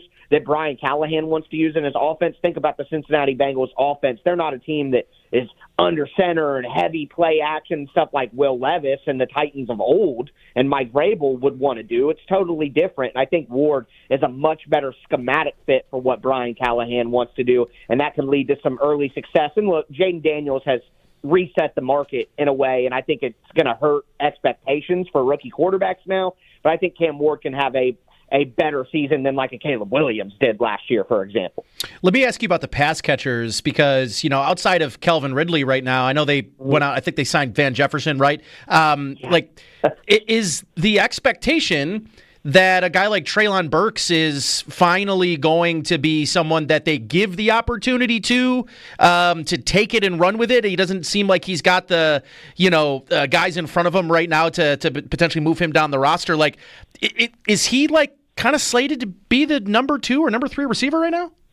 Well, we're kind of putting a bunch of things together and tying them all together. So the reason I think the expectations for Cam Ward shouldn't be Jaden Daniels or Bo Nix production is because of that supporting cast. The offensive line has improved and I think will be better, but the Titans roster is in a place where you can't fundamentally fix a bunch of different. They needed offensive tackle. They needed edge rusher. They needed wide receiver. Maybe the 3 out of the 5 most important positions in all of football outside of quarterback and cornerback. So you can't fundamentally fix all of those in one offseason. I think wide receiver is one that's going to take a back seat. The Tennessee Titans have said they want to build through the trenches. And if they stick to that, then that means edge rusher and fortifying the offensive line where Kevin Zeitler is a 35-year-old right guard. I think that'll probably take priority for the Titans, and they may look for a wide receiver on day 3 of the NFL draft. Maybe they go get one of these older vets like an Amari Cooper or Keenan Allen or something like that, like they did DeAndre Hopkins a couple years. Lord knows the Tennessee Titans love old wide receivers that are past their prime. But I think if you do something like that, it's at least reasonable. But you're certainly right to point that out and say, hey, what's going on there? And with Burks, you know, I don't mean to be disrespectful to the guy, but I've referred to him as the ghost of Treylon Burks at this point. I mean, he's done absolutely nothing for this team since he's been drafted in one of the worst trades in NFL history with A.J. Brown. I mean, he had too many expectations off the rip, but it was clearly a massive mistake by the Titans, and with his injuries and his lack of production. And I have questioned whether or not he truly loves football. He's a very laid-back guy who likes to hunt and fish, and not that that stuff precludes you from loving football, but he just doesn't seem like he has the pro-athlete mindset that's required to be successful.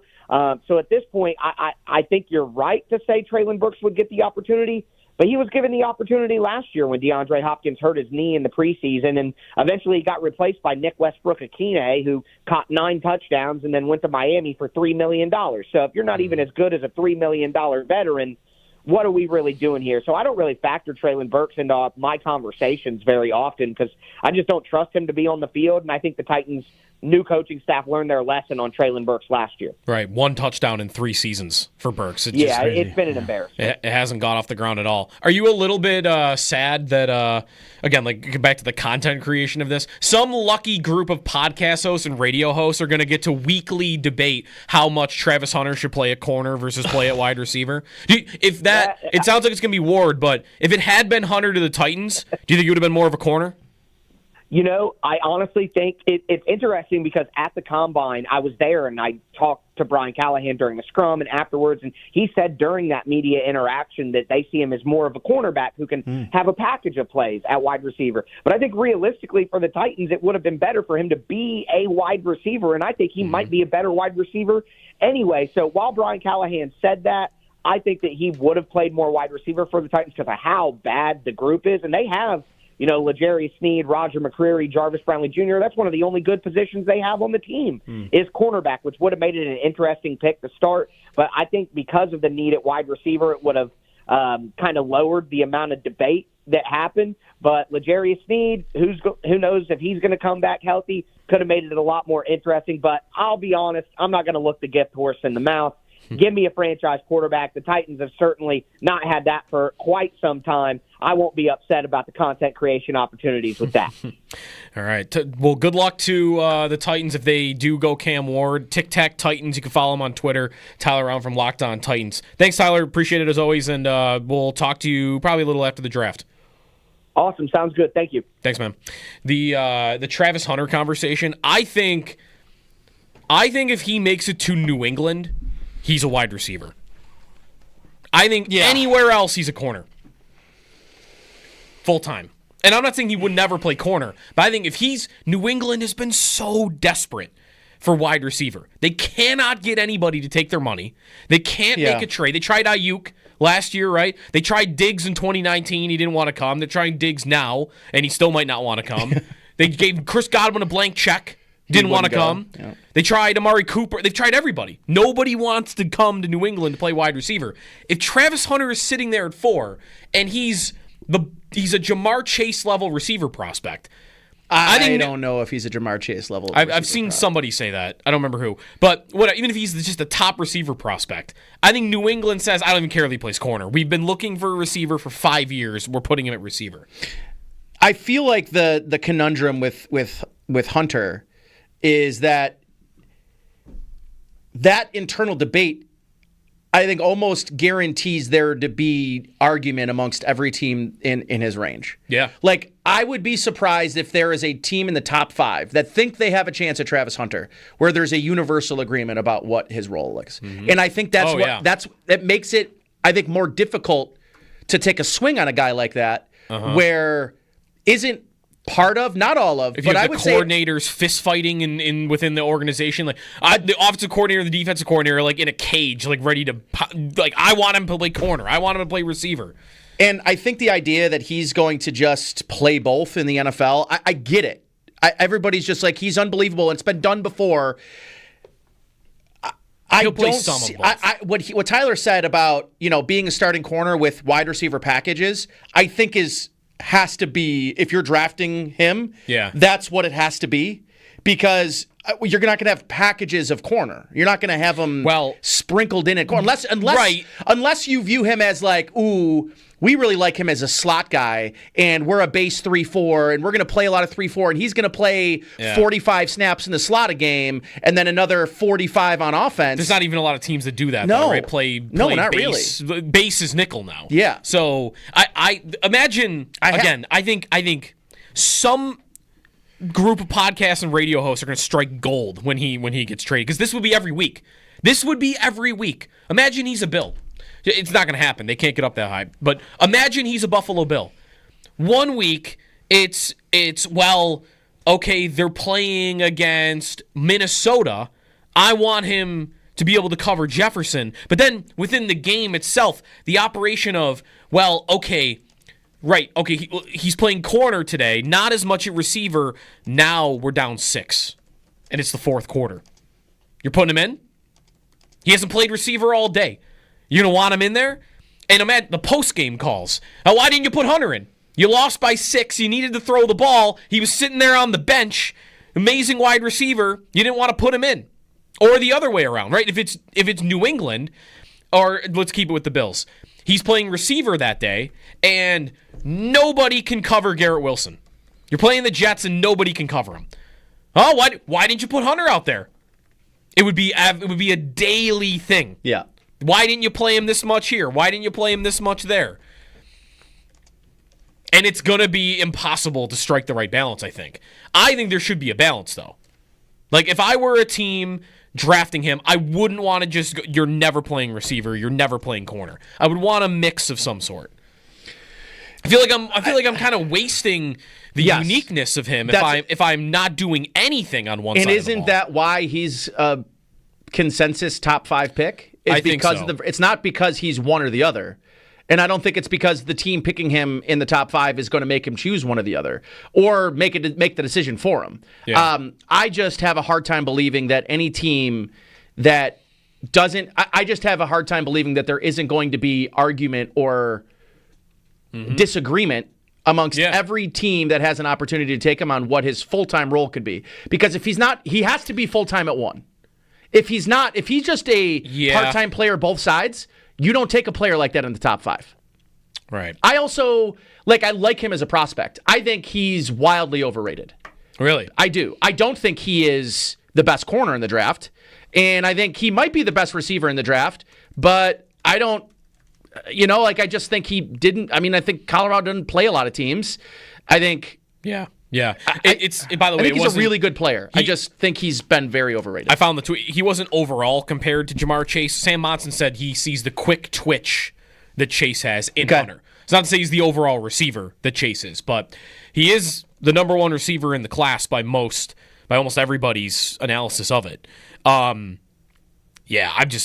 imagining you probably need a strong head coach that could deal with that issue, that situation, right? Like the Patriots make a lot of sense. And if, by the way, with Vrabel. you saying I don't disagree with you on the Patriots point, but you think a defensive-minded head coach is going to go and say we're going to take this guy 3rd overall and 4th overall, whatever they are, and we're not going to I think he's going to primarily play on defense.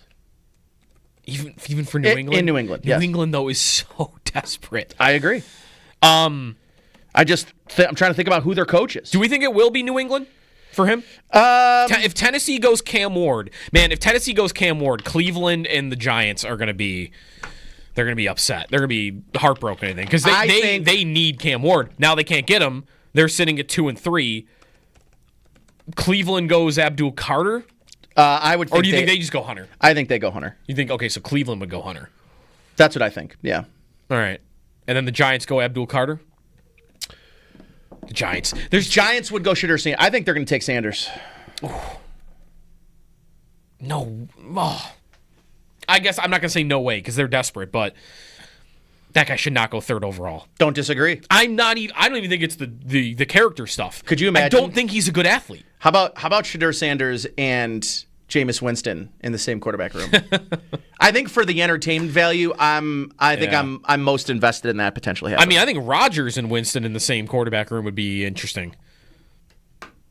There are a lot of hard knocks opportunities this year. The Giants just did it though, so they're not going to do it again. Although they did the off-season hard knocks, so maybe they could do the training camp hard knocks now. 803-0550 is the phone number. If you got thought on the top of the draft, I guess. Kind of lame that we're finding out already that Cam Ward is going to be the number 1 pick. I mentioned with Tyler, a lot of these years, Trevor Lawrence or whoever, you kind of know who the number 1 pick is months in advance. This was a year where maybe you would have some drama about who's going to go first. And, yesterday was kind of, no drama. It's going to be Cam Ward. But we'll see. Yeah, I don't love that either.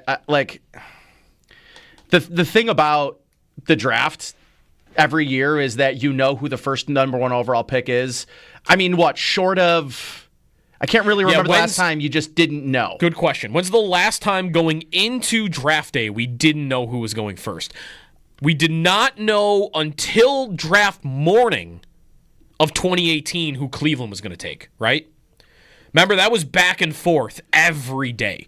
It ended up being, if I remember that right, The year the Bills get Josh Allen. So we were very invested in that. What I remember is we didn't find out Cleveland was going Mayfield until the morning of the draft. Yeah, that is right. There were days where we thought it was going to be Darnold. There were days where Allen was mentioned as going first. I think going into it, the closer we got to the draft, the more I thought it was going to be Allen.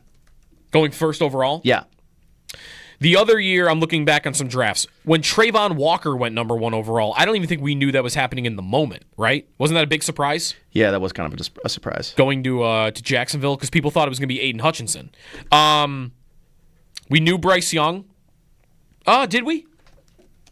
Did we know Bryce Young going into it? Yeah, I think the closer we got, you kind of knew. It's not as bad as it used to be where... We knew Caleb Williams, we knew Lawrence, we knew Burrow, we knew Kyler Murray.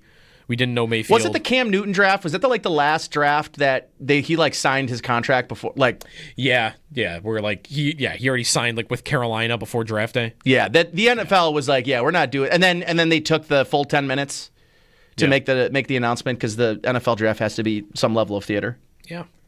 803-0550 is the phone number. When we come back, let's check in on the chat. We're going to the bullpen when we come back. What's been going on the YouTube chat over the course of this morning? That when we come back. It's Jeremy and Joe. Jeremy off this week. Nate's in, and this is WGR.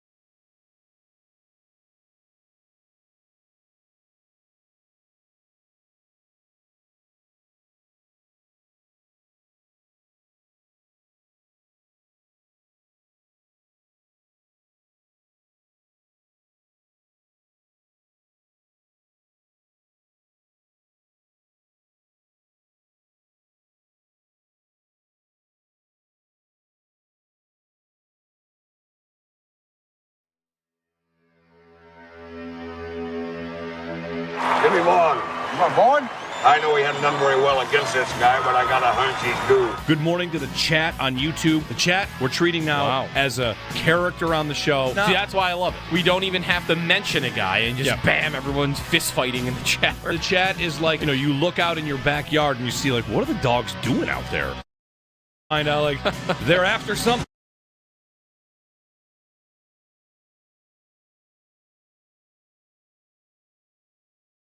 He's got a better intro song than the bullpen. It makes me want to watch Major League. It's the last time I've seen Major League. You've seen Major League, right? Yeah. I'm trying to think the last time. I think I might have only seen it like once or twice. 5 years at least since I've seen it. Baseball season's approaching. Maybe Thursday, opening day. Thursday is opening day. Okay, thank you. I gotta see. This is where I said my Rockies under bet was gonna keep me invested, and already I don't know when they open. Thursday, go team playing the Rockies. Gotta love a league-wide under bet. That's a fantastic bet. What's going on in the chat? We've got people that were asking what's this white monitor behind us, and I'm like, what are they talking about? White monitor. It's a box. It's in the studio next to you. That's for it's like the delay of the station. And, it's got the dump button. The dump button and whatnot. A lot of some other wires in there too. Yep. It's just some particle board box, basically. I've been accused of loving this. Accused. It's not like it's a bad thing, I guess. This green flannel that I'm wearing right now. I do love this green flannel. Is that a flannel? Yeah. Yes. Or is it like a? No, it's a flannel. What do they call it? Like a Henley or something? The pattern. Ooh, a Henley. Isn't that? I guess I don't know what a Henley shirts like is. that?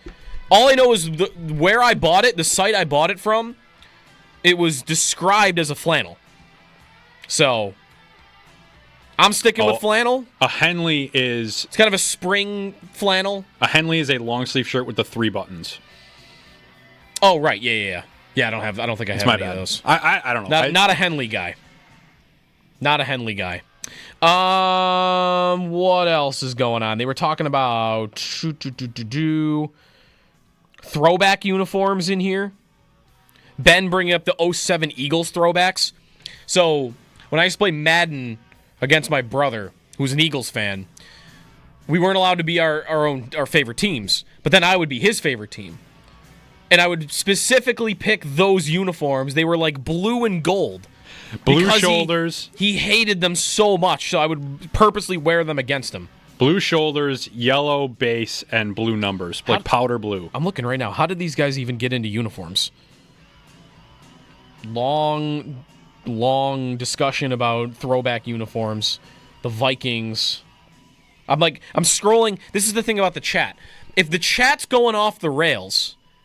They were talking about how much they hate it's the hard Titans. to find the source of it because you got to scroll sometimes so far up to find where that part of the conversation began. They were talking categorized. on Titans jersey hate. Oh yeah, that's and then they got into all the other stuff. Thank you. Yeah, Titans jerseys are terrible. Everything is about it. The logo, the colors, the jerseys. I've long maintained that they look like a football team from a football movie that doesn't have the NFL licensing. They don't have the rights to use the real teams, so they create their own, and that's the Tennessee Titans. Like Any Given Sunday. The New York Knights. Yeah. Those aren't real football teams. The Tennessee Titans jerseys logo, they all belong in that league. From Any Given Sunday. Al Pacino. All right. The chat. YouTube. And Twitch. We had a guest appearance from Zach Jones in the chat today. Oh, did we? Yeah, he dropped in because I was trying to do, I don't know if you noticed in my updates, Zach? I was trying to do a Zach Jones impression in my tagline in my updates. The guys in the chat dared me to do it, so I figured I'd give it a shot, but it didn't go very well. Yeah, all right. I did not see Zach in there. I also didn't see any update on whether there's an Owen Power burner from Puerto Rico in here anywhere. Not Owen Power. Owen Parker. Owen Parker, sorry. I might make that mistake more than once. Anyways, we'll keep an eye on the chat. The bullpen, as it's also known as. Draft is under a month away. And I guess, so we just talked about the Titans with Tyler Allen. By the way, one of the other things that they're talking about in the chat is, yes, I do hate the Titans. I have always hated the Titans. It's gonna go away now, I think, that they're not good anymore. What drove me crazy about the Titans was I didn't feel like they were actually good when they were great. They ran the ball a lot, but that was in a 3-4 year stretch that is unlike right now. Right now, running the ball is up. That stretch, the Titans were the only one doing it that way, successfully. And they had beaten the Bills once. That was annoying. Allen slips on a QB sneak, right? Kind of a fluky game. The Titans, I remember always finding that they were only consistently making the playoffs and challenging for the 1 seed because their division was so bad. Horrifically bad. Their record against their own division was incredible, and it wasn't. But then they would mix these wins in, like I just mentioned, against the Bills, and they had that one win against the Chiefs that one year where they won by like 20. And like, okay, they do like to bully you, but that always remained true that they were not Super Bowl good. You got to have the quarterback. You got to have the quarterback. You can run the ball as well as you want. You got to have the quarterback. And that's why the Titans thing ended. And now they're going to probably draft Cam Ward, and to me, their upside as a team is higher than it ever would have been before. I do like Cam Ward. I don't think he is superstar level ceiling guy. I don't think his arm is strong enough for that. And even though he's a pretty good athlete, I don't think he's a good enough athlete. Like, he is not running for the yardage that Allen or Lamar Jackson are. I don't even know if he's running for the type of rushing that you see like Trevor Lawrence run for. Ward at Miami, 204 rushing yards last year, 406 for his career in 3 years. He's just not getting a lot of rushing. But the reason I do like him is he improvises. There were plays. I weirdly watched a lot of ACC football last year, and Miami was on a lot. And whenever I watched Miami, it stands out his ability when a play goes horribly wrong to buy time, find a guy open. Very, like, this is a skill that Allen has perfected. And Allen is the best at it. When a play is over, the play design didn't work, he's going to pull something out of it. The run against the Chiefs on 4th down in the regular season, that play did not work. Spagnuolo beat Joe Brady on that one-on-one play call battle. And it didn't matter because Allen, even though it wasn't a look that was good for a quarterback run, he took off and is a good enough athlete to where he scored a 20-whatever-yard touchdown. So Ward is not going to do that with his legs, but he is going to do that with his arm. He's going to buy time. He's going to find guys open, coming back to the football in spots where their original route wasn't supposed to have them at. I think he's a nice player, and I think he'll be a good quarterback for a long time. I would be surprised if he's an elite quarterback, though. So for Tennessee, I think that could be an upgrade over Tannehill, but you better have everything perfect around him. And that, to me, is the argument against it. It would be tough. If I were in Tennessee right now, like, what would I really want them to do? It would be tough, because I do like the player, but Josh Allen has just infected, in a good way, if that could be possible, infected my football brain to think I am not picking a quarterback that doesn't have the elite upside. Allen's got it. Allen had it, and it didn't even look like it was likely to come out, but you knew the athlete was there, you knew the size, you knew the arm strength, and when it works, that's what it looks like. And I just would have a hard time ever, if I were a team, getting to an investment like that in a quarterback where I pretty much know, that the guy's never going to be that. He's never going to be Allen. He's never going to be it's not in there. I think I'd rather have a guy with more deficiencies where there is that hope that, okay, if this all comes together, it could be like that. And I don't think that's there for Cam Ward. So if I were in Tennessee, I might want them to trade down, like Tyler Rowland said in the 9 o'clock segment, I think I might want them to trade down and take Travis Hunter, stockpile picks, and do it again next year. You're probably not going to be good this year anyway.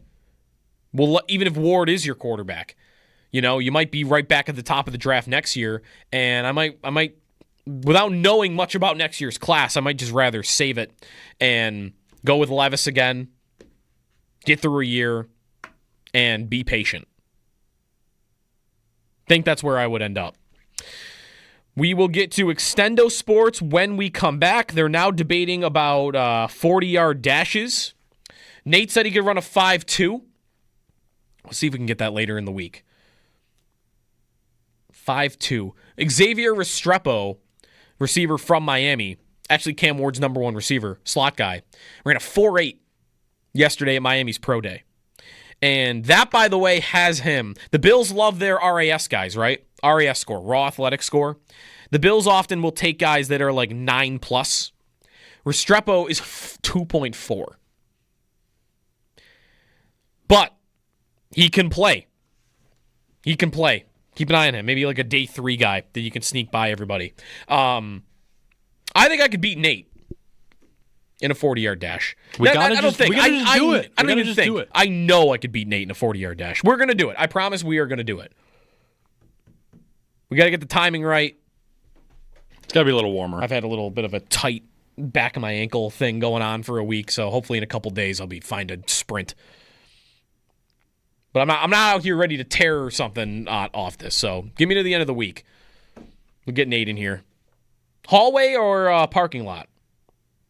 What's the better place to do it? I feel like probably, I don't know. The hallway wouldn't be bad, but we just have to make sure we have enough space to run next to each other. And we have to measure it. Or are you doing it a race, or are you doing like... No, we would do it... Oh, right, because... Are you doing side-by-side race, or are you We're doing the clocks. Time race? No, we want to do a time race.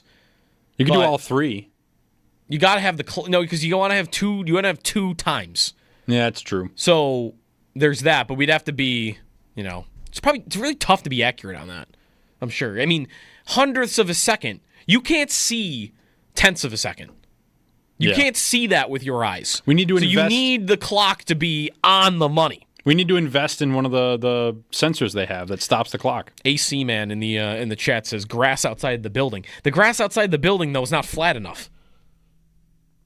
If you're running up a hill, or even if it's slight, he's probably right. You probably find ground that's flat enough. 803-0550, the phone number.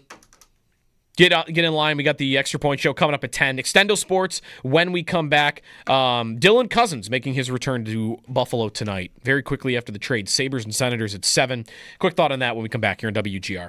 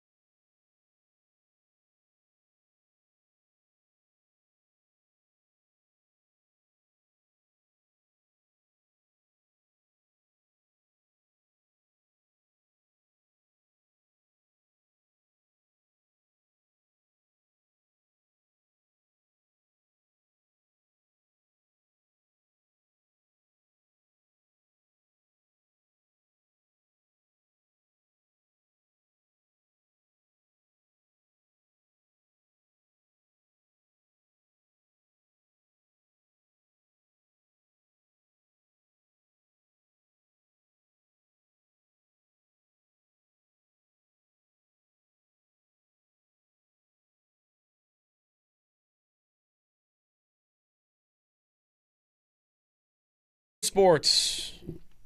Dog of the day in Ottawa. Well, in Buffalo against Ottawa. What do we think? We've had Ottawa before. Cousins is back. Would they do something themed for Cousins being back, potentially? The workhorse from Whitehorse Dog. What would that be? A white hot dog? A white hot dog. You ever had one of those? Okay. No. Oh, no. I thought you were just making this up. No, that's a thing. A white hot dog. Yeah. No. It's like a spicy hot dog, I guess. I don't really know how to describe it. Let's see. A white hot dog. Ooh, this does not sound good. Composed of a combination of uncured and unsmoked pork, beef, and veal. The lack of smoking or curing allows the meat to retain a naturally white color. Yeah, it doesn't sound. It doesn't look appetizing, but it is pretty good. It doesn't sound appetizing though.